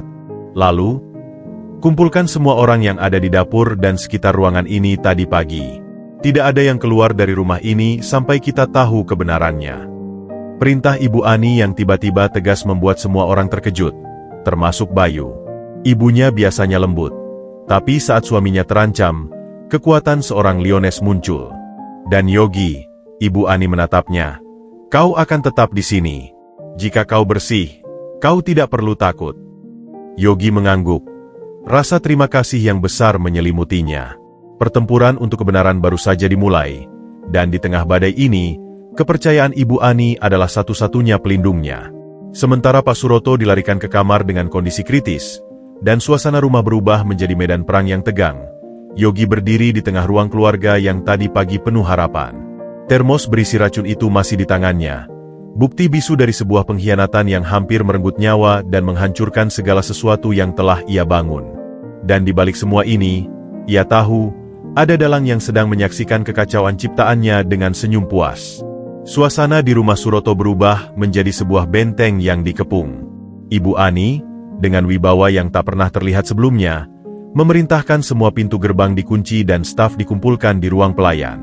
Kekacauan awal berubah menjadi keheningan yang mencekam, hanya diselingi teriakan perintah dan langkah kaki yang tergesa-gesa. Di kamar utama, dua dokter darurat yang dipanggil Ibu Ani, bukan Dokter Ardian, sedang bekerja keras menstabilkan kondisi Pak Suroto yang mengalami dehidrasi parah dan iritasi lambung akut. Yogi dipersilakan duduk di ruang keluarga, diawasi ketat oleh dua pengawal yang diperintahkan Ibu Ani untuk menjaga, bukan menahan. Ia masih memegang termos itu erat-erat, seperti sebuah bukti yang bisa bicara. Bayu, dengan wajah seperti badai, mondar-mandir di dekat jendela, sementara Ibu Ani duduk tegap di sofa, memandangi setiap orang yang masuk. Marni, yang masih gemetaran, didudukkan di kursi terpisah. Ia tak berhenti menangis. Marni, suara Ibu Ani pecah mengagetkan di keheningan. Aku sudah mengenalmu sejak Bayu masih balita. Kau seperti keluarga. Sekarang, katakan yang sejujurnya. Apa yang terjadi pada jamu ini? Marni menggeleng, air mata bercucuran. Saya tidak tahu, Bu. Saya hanya mengantar. Kau mengantar? Tapi kau juga yang mungkin punya akses terakhir sebelum jamu itu diminum, potong Ibu Ani. Yogi bilang dia menyerahkan padamu dalam keadaan tertutup. Apakah termos ini pernah lepas dari penglihatanmu? Saya taruh sebentar di meja di koridor untuk membuka pintu. Gumam Marni, cerita yang tidak konsisten. Pintu ruang keluarga tidak terkunci pagi ini, balas Ibu Ani dingin. Lagi. Marni terisak semakin keras. Ia menoleh ke Bayu, mencari pertolongan, tetapi Bayu malah membelakangi, pura-pura melihat keluar jendela. Yogi, yang selama ini diam, akhirnya berbicara. Bu, izinkan saya memeriksa saku apron Marni. Berdasarkan apa? Tanya Bayu dengan tajam, langsung menoleh. Berdasarkan insting dan kenyataan bahwa hanya Marni yang memegang termos ini setelah saya. Jika ada yang mencampurkan sesuatu, pasti ada sisanya, atau pembungkusnya. Ibu Ani mengangguk pada salah satu pengawal. Periksa. Marni menjerit kecil ketika pengawal mendekat. Ia secara naluriah melindungi saku apronnya. Gerakan itu jelas bagi semua orang. Marni, serahkan, desis Ibu Ani, suaranya mengandung sakit hati yang dalam. Dengan tangan gemetar, Marni mengeluarkan sebuah sachet plastik bening yang sudah kusut dan kosong dari sakunya. Di sudutnya, masih ada sisa bubuk putih yang sangat sedikit. Apa ini? Tanya Ibu Ani. Saya tidak tahu, Bu. Saya temukan di lantai. Jangan tambah kebohonganmu, Marni. Suara Ibu Ani meninggi untuk pertama kalinya. Kau meracuni suamiku. Marni jatuh berlutut. Tangisnya menjadi rengekan panik. Bukan saya, Bu. Saya disuruh. Saya terpaksa. Udara di ruangan seakan tersedot habis. Bayu membeku. Siapa? Tanya Ibu Ani, pelan namun menusuk. Marni menatap lantai. Badannya menggigil hebat. Ia terjepit antara rasa takut pada Bayu dan rasa bersalah yang tak terbendung. Adik saya, biaya kuliahnya, dia ancam. Siapa? Teriak Ibu Ani, berdiri. Sebelum Marni menjawab, pintu ruang keluarga terbuka. Seorang pengawal lain masuk dengan membawa seorang pria muda berpakaian preman, salah satu sopir cadangan keluarga. Ibu, saya lihat orang ini membuang sesuatu keselokan di dekat garasi. Ketika diperiksa, ini yang kami temukan. Pengawal itu menyodorkan sebuah telepon genggam sederhana dan selembar struk ATM. Dan di teleponnya ada percakapan dengan nomor yang terdaftar atas nama Dr. Ardian. Bayu berusaha tetap tenang, tetapi warna wajahnya yang tiba-tiba memucat tidak bisa disembunyikan. Ibu Ani mengambil telepon itu. Matanya menyapu percakapan singkat di layar. Isinya perintah untuk mengawasi pergerakan Yogi dan melaporkan pada Dr. Ardian. Tapi yang lebih penting, ada pesan dari Bayu ke sopir itu pagi tadi. Pastikan Marni tidak gagal. Jika ada masalah, bantu dia menghilangkan bukti. Suara Ibu Ani terdengar seperti desisan ular yang terluka ketika ia membacakan pesan itu keras-keras. Ia menatap putra satu-satunya. Bayu. Bayu tertawa pendek. Pahit. Ini settingan. Mereka bekerja sama menjatuhkan saya. Itu telepon bisa direkayasa. Dan struk ATM ini, penarikan tunai besar dari rekeningmu ke rekening sopir ini seminggu lalu. Ibu Ani melemparkan struk itu ke arah Bayu. Itu untuk kebutuhan operasionalnya. Jadi kau tidak menyangkal memberi uang pada sopir ini, teriak Ibu Ani. Air mata akhirnya meledak. Dan Dr. Ardian? Kau bekerja sama dengan dokternya sendiri untuk meracuni ayahmu. Bayu tidak bisa menjawab. Segala logika dan kebohongannya runtuh dalam sekejap. Ia hanya bisa berdiri, dikepung oleh bukti-bukti dan tatapan hampa dari ibunya sendiri. Marni, melihat Bayu sudah terpojok, akhirnya bersuara lirih. Saya minta maaf, Bu. Mas Bayu yang suruh. Kata dia cuma untuk buat Pak Suroto sedikit mual. Biar percaya jamu Mas Yogi tidak ampuh. Saya tidak tahu efeknya separah ini. Dia janji biayain kuliah adik saya sampai selesai. Pengakuan itu menggantung di udara, menghancurkan sisa-sisa penyangkalan. Ibu Ani terhuyung, ditopang oleh sofa. Wajahnya yang biasanya lembut kini hancur oleh pengkhianatan ganda, dari pelayan yang dipercaya, dan lebih menyakitkan, dari anak kandungnya sendiri. Keluar, bisik Ibu Ani pada Bayu, suaranya parau dan kosong. Ibu, keluar dari rumah ini. Sekarang, teriak Ibu Ani, suaranya memecah segala kesedihan menjadi amarah yang meledak. Dan bawalah dokter pengkhianat itu bersamamu. Jika aku melihat wajahmu lagi sebelum ayahmu pulih, aku akan serahkan semua bukti ini ke polisi. Bayu terdiam sejenak. Matanya berpindah dari ibunya yang murka, ke Yogi yang dia menyaksikan kehancuran sebuah keluarga, ke Marni yang hancur di lantai. Di wajahnya, tidak ada penyesalan. Hanya kekecewaan karena rencananya gagal, dan kebencian yang lebih dalam pada Yogi. Tanpa sepatah kata pun, ia berbalik dan keluar dari ruangan, langkahnya masih berusaha gagah. Setelah Bayu pergi, Ibu Ani menatap Marni yang masih bersimpuh. Kau juga. Pergi. Aku tidak bisa memaafkanmu. Tapi aku tidak akan menyeretmu ke polisi karena kau sudah jujur. Hanya, jangan pernah muncul lagi di depanku.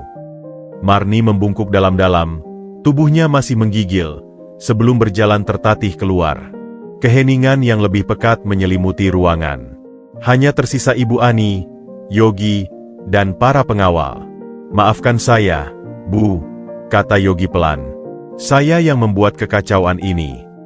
Ibu Ani menggeleng, mengusap air matanya. Bukan kau, Yogi. Kejahatan sudah bersemayam di rumah ini sebelum kau datang. Kau hanya katalis yang membuatnya terbuka. Aku yang buta. Salah satu dokter darurat keluar dari kamar. Kondisi Pak Suroto sudah stabil. Ibu, dehidrasi terkontrol, dan kami sudah berikan obat untuk menetralisir iritasi lambung. Beliau masih lemah, tapi tidak dalam bahaya. Ibu Ani menghela napas lega. Terima kasih, dokter. Ia lalu menatap Yogi. Dan kau, Yogi, aku tidak bisa membayangkan jika hari ini kau tidak waspada dan langsung menuduh.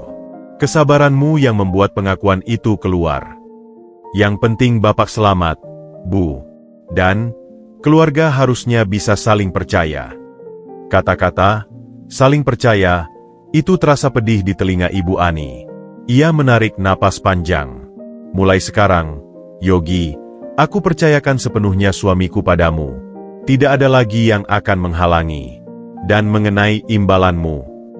Sekarang bukan waktunya membicarakan itu, Bu, potong Yogi dengan lembut. Saya ingin fokus memulihkan Bapak. Trauma ini pasti berdampak pada kemajuannya. Ibu Ani manggut, kagum dengan kedewasaan dan fokus pemuda ini. Di tengah reruntuhan kepercayaan dan keluarga, Yogi justru berdiri sebagai pilar yang tidak goyah. Babak konspirasi telah berakhir dengan pengusiran dan pembongkaran. Bayu, sang putra mahkota, telah diusir. Dokter Ardian telah terpleset dari singgasananya. Kebenaran telah menang, meski meninggalkan luka yang dalam. Namun, Yogi tahu, ini bukan akhir. Bayu tidak akan tinggal diam. Pengusiran bukanlah kekalahan total bagi seseorang yang ambisius dan penuh sumber daya. Pertempuran mungkin telah dimenangkan di dalam rumah, tetapi perang untuk jiwa dan warisan Pak Suroto masih akan berlanjut di luar tembok-tembok mewah itu. Dan Yogi, dengan hanya bermodalkan ketulusan dan ilmu warisannya, harus siap menghadapi gelombang berikutnya yang mungkin lebih besar dan lebih berbahaya. Minggu-minggu setelah kejadian keracunan adalah periode yang genting dan penuh dengan kehati-hatian. Rumah Suroto berubah menjadi sebuah benteng yang sunyi dan berduka. Bayu memang telah pergi, tapi kepergiannya meninggalkan luka menganga di hati Ibu Ani dan sebuah kevakuman kekuasaan di perusahaan. Kabar tentang konflik keluarga bocor keluar, meski versinya simpang siur, menciptakan gelombang kecemasan di tubuh Surya Pharma. Kondisi Pak Suroto secara fisik pelan-pelan membaik. Tubuhnya telah membersihkan sisa racun, dan rutinitas pengobatan Yogi dilanjutkan dengan pengawasan yang lebih ketat. Namun, ada luka lain yang tak terlihat, luka batin. Keterpurukan fisik akibat racun diperparah oleh kenyataan pahit bahwa anak kandungnya sendiri telah berkomplot melawannya. Suatu sore, di balkon kamarnya yang menghadap ke taman, Pak Suroto duduk dengan selimut di atas lutut. Matanya kosong menatap ke kejauhan. Dia tidak pernah kembali, Yok. Tidak satu telepon pun. Tidak menanyakan kabarku. Ucapnya lirih, suaranya hampa. Yogi yang sedang menghangatkan kakinya dengan bantalan pemanas herbal, memandangnya dengan penuh simpati. Mungkin dia sedang malu, Pak. Atau bingung harus memulai dari mana. Bingung. Pak Suroto menghela napas berat. Dia punya akal. Dia punya koneksi. Jika ada penyesalan, dia akan mencari cara untuk menyampaikannya. Tapi yang ada di matanya waktu itu, hanya kebencian. Kebencian padamu, dan mungkin juga padaku karena telah memilihmu. Yogi merasa sesak. Ia adalah sumber konflik, meski ia tahu itu bukan salahnya. Saya merasa bersalah, Pak. Andai saya tidak ada. Jangan, potong Pak Suroto tajam. Jangan pernah berkata begitu. Kehadiranmu justru membuka topeng yang selama ini menutupi penyakit sebenarnya di keluarga ini. Penyakit keserakahan, ambisi buta, dan hilangnya kemanusiaan. Aku yang buta, terlalu sibuk membangun kerajaan sampai lupa membangun rumah. Dia terdiam lama. Dulu, waktu Bayu kecil, aku selalu janji akan membawanya memancing. Tapi selalu ada rapat, ada negosiasi, ada perjalanan bisnis. Ibu Ani yang selalu menemaninya. Aku pikir, dengan memberinya warisan yang besar, aku sudah menjadi ayah yang baik. Ternyata aku salah. Yang dia warisi bukan kekayaanku, tetapi kelalaianku. Dan sekarang, dia membalaskannya dengan cara yang paling keji. Air mata akhirnya menetes di pipi Pak Suroto yang keriput. Seorang raja bisnis yang ditakuti banyak orang, menangis dalam kelemahannya di hadapan seorang pemuda miskin. Yogi meraih tangannya yang dingin, memegangnya dengan hangat. Tidak ada kata terlambat untuk berubah, Pak. Untuk Bapak, dan mungkin suatu hari nanti, untuk Mas Bayu juga. Bagaimana bisa, Yok? Perusahaan ini seperti monster yang sudah terlalu besar. Jika aku melemah, orang-orang seperti Bayu dan Ardian akan menerkam. Tapi jika aku terus berkuasa, aku akan terjebak lagi dalam siklus yang sama. Aku lelah. Disitulah konflik terbesar muncul. Bukan lagi konflik dengan Bayu, tetapi konflik dalam diri Pak Suroto sendiri. Antara tanggung jawab pada kerajaan bisnisnya dan keinginan untuk hidup tenang di sisa usianya. Antara keinginan untuk memaafkan dan kebutuhan untuk bersikap tegas. Antara harapan pada Yogi sebagai penerus nilai-nilai baru, dan realitas bahwa dunia luar belum tentu menerima seorang tabib kampung. Ujian terbesar bagi Yogi adalah menghadapi keterpurukan mental pasiennya. Ilmu jamu dan pijat tidak bisa menyembuhkan patah hati dan krisis eksistensi. Ia harus menggunakan sesuatu yang lain, kebijaksanaan. Bapak, dulu waktu orang tua saya meninggal, saya juga merasa dunia runtuh, cerita Yogi suatu hari. Warisan mereka cuma sepeta kebun dan ilmu yang saya rasa tidak berguna di zaman modern. Saya hampir menjual kebun itu untuk cari kerja di pabrik. Pak Suroto mendengarkan. Tapi suatu malam, saya mimpi ibu saya sedang meracik jamu. Dia bilang, jagalah akarnya, maka daunnya akan tumbuh sendiri. Saya pikir itu tentang kebun. Tapi sekarang saya paham, akar itu adalah nilai-nilai. Ketulusan, kejujuran, keinginan menolong. Surya Pharma mungkin sudah besar, tapi apa akarnya, Pak? Mungkin sekarang saatnya untuk merawat akar itu kembali, sebelum pohonnya tumbang diterbat badai. Ucapan itu menyentuh sesuatu di dalam Pak Suroto. Akar, gumamnya. Awalnya memang ingin menolong, menyediakan obat yang terjangkau. Kalau begitu, mungkin itu yang harus diingat lagi. Bukan soal seberapa besar, tapi seberapa bermanfaat. Percakapan-percakapan seperti itu yang menjadi terapi utama.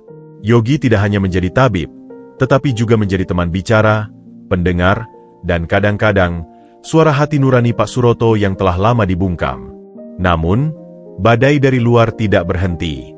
Suatu pagi, Ibu Ani menerima telepon dari pengacara keluarga.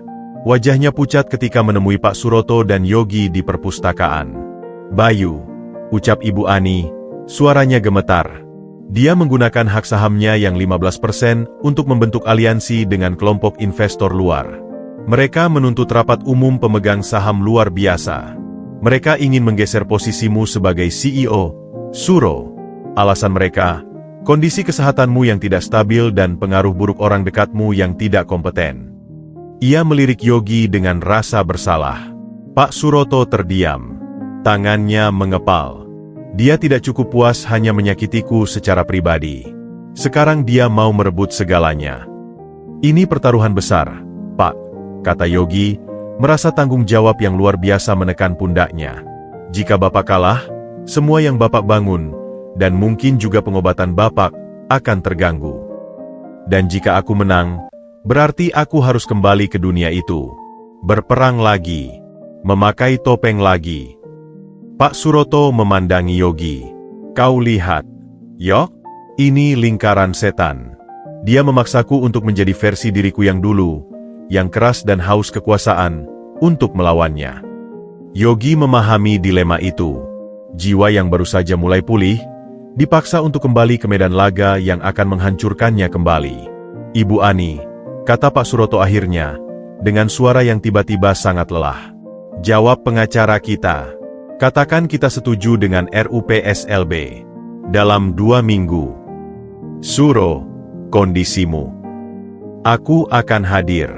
Dan Yogi, ia menatap pemuda itu, kau akan ikut bersamaku. Yogi terkejut. Saya, Pak, saya tidak tahu apa-apa tentang rapat perusahaan. Kau tidak perlu tahu. Kau hanya perlu ada di sana. Sebagai pengingatku. Sebagai akar yang kau bicarakan. agar aku tidak terbawa arus dan menjadi monster lagi. Pak Suroto menarik napas dalam-dalam. Ini ujian terbesar kita, Yob. Bukan hanya untukku, tapi juga untukmu. Dunia akan melihatmu, menilai, dan mungkin menghinamu. Tapi jika kita bisa melewati ini bersama-sama, mungkin, hanya mungkin, kita bisa menemukan jalan tengah. Bukan dengan menang atau kalah, tetapi dengan mengubah aturan permainannya. Keputusan itu bagai lonceng kematian dan kelahiran sekaligus. Yogi merasa takut. Ia hanyalah seorang pemuda dari kampung. Dunia rapat direksi, laporan keuangan, dan perebutan saham adalah bahasa yang asing baginya. Tapi di mata Pak Suroto, ia melihat harapan yang sepenuhnya tergantung padanya. Harapan untuk tidak kehilangan jati diri di tengah pertempuran. Harapan untuk membuktikan bahwa nilai-nilai ketulusan dan pengobatan alami bisa berdiri bahkan di tengah gedung pencakar langit dan kepentingan miliaran. Yogi mengangguk, meski hatinya berdebar kencang. Saya akan ada di sana, Pak. Tapi janji saya satu, jaga kesehatan Bapak. Jangan sampai kemarahan dan stres mengembalikan Bapak ke kondisi semula. Janjiku padamu, balas Pak Suroto, dengan senyum kecil yang pertama sejak kejadian keracunan. Kita akan menghadapi ini bersama, dengan caraku yang baru, atau lebih tepatnya, dengan cara kita. Babak baru telah dimulai. Ujian terbesar bukan lagi di rumah sakit atau di rumah mewah, tetapi di ruang rapat perusahaan, di depan puluhan pasang mata penuh kalkulasi dan keraguan. Dan Yogi, si pemuda dengan sepatu sederhana dan hati yang tulus, harus berdiri di sana, menjadi simbol dari sebuah perubahan yang bahkan ia sendiri belum sepenuhnya paham. Tantangan itu menakutkan, tetapi di dalam ketakutannya, ia juga merasakan sebuah keyakinan kecil, bahwa kadang-kadang, untuk menyembuhkan seseorang, Anda harus ikut berperang melawan dunia yang membuatnya sakit. 2 minggu menuju RUPSLB adalah masa persiapan yang intensif. Pak Suroto, dengan tekad yang telah dikeraskan, fokus pada pemulihan fisiknya dengan disiplin yang lebih ketat dari sebelumnya. Ia mengikuti setiap jadwal jamu dan terapi Yogi, ditambah dengan latihan pernapasan dan berjalan kaki singkat di taman yang semakin lama semakin stabil. Warna kembali ke pipinya, dan yang paling penting, cahaya tekad kembali di matanya. Namun, bukan cahaya ambisi lama. Ini adalah cahaya yang berbeda, lebih tenang, lebih bijaksana, dipenuhi dengan tujuan yang lebih dalam dari sekadar menang atau kalah. Yogi melihat perubahan itu dan merasa lega. Pasiennya tidak hanya sembuh dari penyakit fisik, tetapi juga menemukan kembali jiwanya. Suatu malam, 3 hari sebelum rapat, Pak Suroto mengajak Yogi berbincang di perpustakaan pribadinya yang penuh dengan buku-buku bisnis, sastra, dan beberapa buku herbal langka yang ternyata dikoleksinya. Duduklah, nak, ucap Pak Suroto, sambil bersandar di kursi kulitnya yang besar. Di hadapannya ada beberapa dokumen tebal. Aku telah memikirkan banyak hal selama 2 minggu ini. Tentang penyakitku, tentang pengkhianatan, tentang masa depan perusahaan, dan tentangmu. Yogi duduk di hadapannya, penasaran. Apa yang kau lakukan padaku bukan sekadar menyembuhkan, Yogi. Kau telah mengembalikanku pada esensi diriku. Kau mengingatkanku bahwa sebelum menjadi CEO, aku hanyalah Suroto, anak seorang penjual jamu keliling yang ingin membuat obat yang terjangkau. Yogi terkejut. Bapak juga anak seorang penjual jamu? Pak Suroto tersenyum nostalgis. Ibuku. Dia jual jamu gendong di stasiun. Dari situlah ketertarikanku pada dunia obat-obatan dimulai. Tapi aku mengambil jalur berbeda. Jalur modern, jalur industri. Aku meninggalkan warisan ibuku, menganggapnya kuno. Sampai kau datang, membawa warisan yang serupa, dan menyembuhkanku. Dia membuka sebuah laci, mengeluarkan sebuah album foto lama. Ada foto seorang wanita paruh baya dengan keranjang jamu di kepalanya, tersenyum lebar. Ibuku. Warisanku darinya bukan resep jamu, tapi semangat untuk menolong. Dan aku hampir kehilangan itu. Ia menutup album, menatap Yogi. RUPSLB besok. Aku akan menghadapinya. Tapi bukan untuk berperang melawan Bayu. Tapi untuk melindungi warisan ibuku, dan untuk melindungi warisan yang kau wakili. Bagaimana caranya, Pak? Caranya adalah dengan memastikan bahwa nilai-nilai yang kau bawa, kejujuran, ketulusan, kesederhanaan, penghormatan pada alam, tidak hilang lagi dari Surya Pharma. Dan untuk itu, aku perlu memastikan orang-orang dengan nilai seperti itu punya suara di dalamnya. Pak Suroto mengambil selembar kertas dari dokumennya. Ini adalah draft perjanjian pengalihan saham. Yogi membacanya dengan mata yang semakin membesar. Isinya sederhana namun monumental. Pak Suroto akan mengalihkan 10% saham pribadinya di Surya Pharma atas nama Yogi. Pak, ini terlalu besar. Saya tidak pantas, protes Yogi. Tangannya gemetar memegang kertas itu. Tenang, dengar dulu, kata Pak Suroto. Ini bukan hadiah. Ini adalah investasi. Investasi pada masa depan perusahaan yang lebih manusiawi. Kau tidak akan mengendalikan perusahaan. Kau tidak perlu ikut campur operasional harian. Tapi sebagai pemegang saham, kau punya hak untuk hadir di rapat, menyuarakan prinsip-prinsip pengobatan holistik dan keberlanjutan. Kau bisa mengawasi agar divisi herbal yang akan kita bangun nanti tidak menyimpang hanya demi keuntungan. Tapi, kenapa saya? Bapak punya banyak orang hebat. Karena kau tidak orang hebat dalam definisi mereka. Kau hebat dalam cara yang berbeda. Kau tidak tercemar oleh politik kantor, lobi, atau keserakahan. Kau murni. Dan kemurnian itu yang dibutuhkan perusahaan ini sebagai penyeimbang. Pak Suroto berjalan mendekati jendela. Besok, di rapat, selain membela posisiku, aku akan mengumumkan dua hal. Pertama, pembentukan divisi herbal dan tradisional Surya Pharma dengan fokus pada riset dan produksi obat berbasis tanaman, denganmu sebagai penasihat utama. Kedua, pengalihan saham ini sebagai bentuk komitmen perusahaan pada visi baru tersebut. Yogi terdiam. Pikirannya berputar cepat. Ini bukan lagi sekadar menyembuhkan satu orang. Ini tentang mengubah arah sebuah perusahaan besar. Tanggung jawab itu terasa begitu berat. Apa kau pikir aku bisa? Tanyanya, ragu.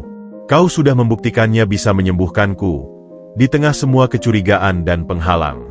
Itu lebih sulit daripada duduk di rapat dewan. Pak Suroto menaruh tangan di bahu Yogi. Aku tidak memaksamu. Ini pilihan. Kau bisa menolak, dan aku akan tetap menghormatimu.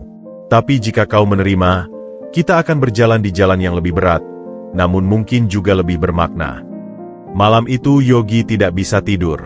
Ia memandangi langit dari balkon kamarnya. Ia membayangkan wajah orang tuanya. Apa yang akan mereka katakan? Jagalah akarnya. Kata-kata mimpi itu kembali terdengar. Mungkin, dengan memiliki saham dan suara di Surya Pharma, ia bisa menjaga akar kemanusiaan di perusahaan itu. Keesokan harinya, pagi yang menentukan. Yogi mengenakan satu-satunya setelan jas yang dimilikinya, pemberian Pak Suroto yang dibelikan khusus untuknya.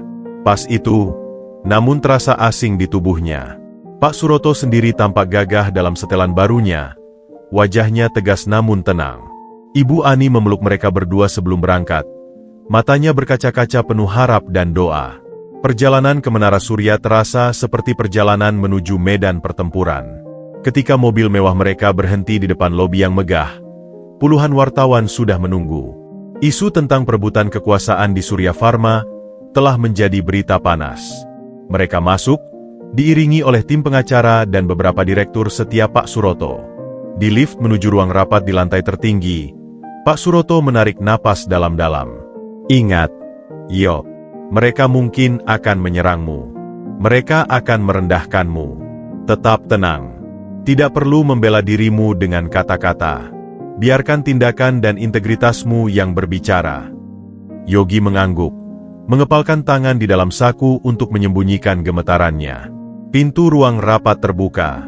Sebuah meja rapat panjang seperti cermin memantulkan wajah-wajah serius sekitar 20 orang, para pemegang saham utama dan direksi. Di ujung meja yang berseberangan, duduk Bayu, dikelilingi oleh beberapa investor baru yang wajahnya asing dan penuh kalkulasi. Tatapan Bayu ke arah Yogi penuh dengan kebencian yang tak tersembunyi. Pertempuran untuk jiwa Surya Pharma dan untuk masa depan Yogi secara resmi dimulai. Dan di atas meja itu, terselip sebuah draft perjanjian yang bisa mengubah segalanya, termasuk takdir seorang pemuda yatim piatu dari kampung. Apakah dia siap? Waktu yang akan menjawab. Tapi satu hal yang pasti, penyembuhan Pak Suroto telah mencapai puncaknya, bukan hanya pada tubuhnya, tetapi pada visinya untuk masa depan. Dan keputusannya untuk membawa Yogi ke dalam jantung kekuasaan adalah langkah paling berani yang akan menentukan apakah visi itu hanya mimpi atau bisa menjadi kenyataan. Matahari pagi menyinari klinik sederhana namun bersih di tepian kampung.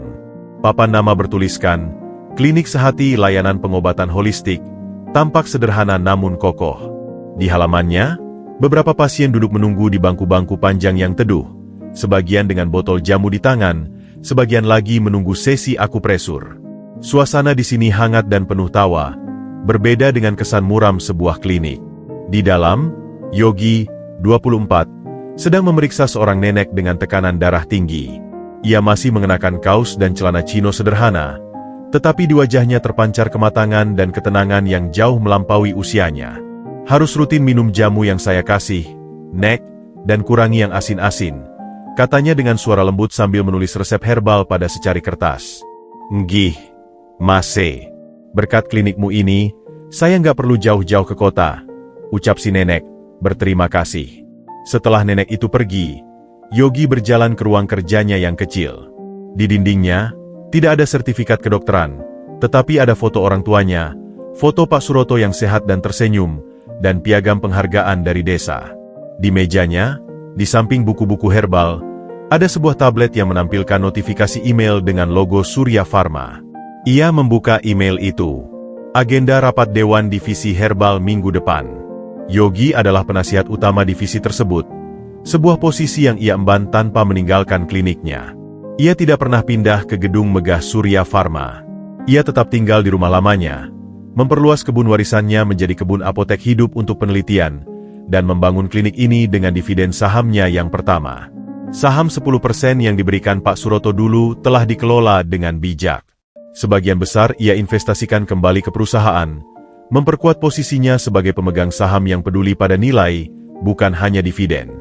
Sebagian lagi ia gunakan untuk membangun klinik, memberikan beasiswa pada anak-anak kurang mampu yang ingin belajar pengobatan tradisional, dan mendanai penelitian tanaman obat lokal bekerja sama dengan universitas. Takdirnya telah berubah total, tetapi esensinya tidak. Handphonenya berdering. Halo, Pak Suroto. Yok, bagaimana persiapan presentasi untuk investor Jepang minggu depan? Mereka tertarik besar dengan produk serum pegagan kita. Suara Pak Suroto terdengar segar dan penuh energi, sangat berbeda dengan suara Parau 2 tahun lalu. Sudah siap, Pak. Saya akan bawa data hasil uji coba dari klinik dan testimoni pasien. Mereka ingin melihat dampak langsung, bukan hanya grafik laba. Bagus. Itu nilai jual kita. Keseimbangan antara sains dan kearifan lokal. Oh ya, Bayu akan hadir dalam rapat itu sebagai perwakilan investor kelompoknya. Ada jeda singkat. Hubungan antara Pak Suroto dan Bayu masih dingin dan sangat profesional. Setelah kegagalan kudeta di RUPSLB dulu, Bayu akhirnya menarik diri dari operasional perusahaan, tetapi tetap memegang sahamnya dan berinvestasi di sektor lain. Kadang mereka berinteraksi dalam rapat, dengan saling menghormati namun tanpa kehangatan. Baik, Pak. Saya akan siap. Dan Yogi, terima kasih. Tidak hanya untuk perusahaan, tapi untuk mengingatkanku bahwa akar yang kuat bisa menumbuhkan daun di mana saja, bahkan di tengah hutan beton. Setelah telepon berakhir, Yogi memandangi kebun apotek hidup di luar jendela. Tanaman-tanaman itu tumbuh subur, dirawat oleh beberapa pemuda binaannya. Ia teringat perjalanannya. Dari pemuda miskin yatim piatu, menjadi tabib kepercayaan seorang konglomerat, lalu menjadi pemegang saham yang berpengaruh. Tapi kebahagiaan terbesarnya bukan pada angka di rekening bank atau gelar di kartu nama. Kebahagiaannya adalah ketika melihat pasiennya pulang dengan senyuman lega. Ketika anak-anak binaannya lulus dan kembali ke desa membuka layanan kesehatan. Ketika sebuah perusahaan farmasi raksasa mulai memproduksi obat herbal terjangkau dengan standar tinggi, berkat masukan dan prinsip yang ia perjuangkan di setiap rapat. Sore itu, selepas klinik, Yogi mengunjungi makam orang tuanya. Ia membersihkan nisan dan duduk di sampingnya. Ayah, Ibu, mungkin dulu kalian tidak menyangka warisan kalian akan membawa saya sejauh ini. Saya tidak menjadi kaya dengan menjual ilmu kita, tapi dengan menjaganya dan membagikannya, justru rezeki yang tidak terduga datang. Ia tersenyum. Seperti pesan ibu, jagalah akarnya. Saya menjaganya. Dan sekarang, akar itu tidak hanya memberi kehidupan pada saya, tapi juga pada banyak orang lain. Angin sore berbisik lembut di antara pepohonan, seakan menjawab, perubahan tidak terjadi dalam semalam. Butuh 2 tahun konsistensi, keteguhan, dan kadang pertempuran kecil di ruang rapat untuk mempertahankan prinsip. Tapi Yogi tidak pernah sendirian. Ia punya Pak Suroto yang menjadi mentor dan pelindungnya di dunia korporat, Ibu Ani yang menjadi ibu asuhnya, dan Bu Lurah serta masyarakat kampungnya yang selalu menjadi penyemangat. Ia berjalan pulang menyusuri jalan kampung yang kini sudah diperbaiki, sebagian dananya dari sumbangan Yogi. Anak-anak kecil menyapanya, Dokter Yogi. Ia hanya melambai. Ia bukan dokter, tapi ia tidak lagi mempermasalahkan sebutan itu. Malam harinya, di teras rumah kayunya yang kini telah direnovasi dengan baik, Yogi menikmati senyap. Bintang-bintang bertaburan, sama seperti malam sebelum ia pertama kali pergi ke rumah Pak Suroto. Tapi segalanya berbeda. Dulu ia seperti embun di atas alang-alang, rapuh dan siap menguap. Kini, ia seperti pohon beringin yang ditanam Pak Suroto di tengah taman rumah besarnya. Akarnya menghujam kuat ke tanah warisan leluhur, sedangkan daun-daunnya yang rimbun memberikan naungan dan kesegaran jauh melampaui tempat ia berpijak. Kisahnya bukan lagi tentang pemuda miskin yang menjadi kaya, tapi tentang bagaimana ketulusan dan ilmu yang dijaga dengan baik bisa menyembuhkan bukan hanya satu orang, tetapi juga menyembuhkan hubungan, memulihkan nilai-nilai yang terabaikan, dan akhirnya, menumbuhkan kebaikan yang akarnya kuat dan daunnya rimbun, memberikan manfaat seluas-luasnya. Dan di kejauhan, lampu-lampu kota tempat menara surya berdiri masih berkelap-kelip. Namun kini, di lantai-lantai itu, ada sebuah divisi yang menjalankan misi mulia, dan ada seorang pemuda dari kampung yang meski jarang hadir secara fisik, kehadiran prinsipnya terasa di setiap keputusan penting. Akar tradisi dan kearifan lokal akhirnya berhasil menyatu dengan daun modernitas dan bisnis global, menciptakan sebuah simbiosis yang indah dan penuh harapan untuk masa depan.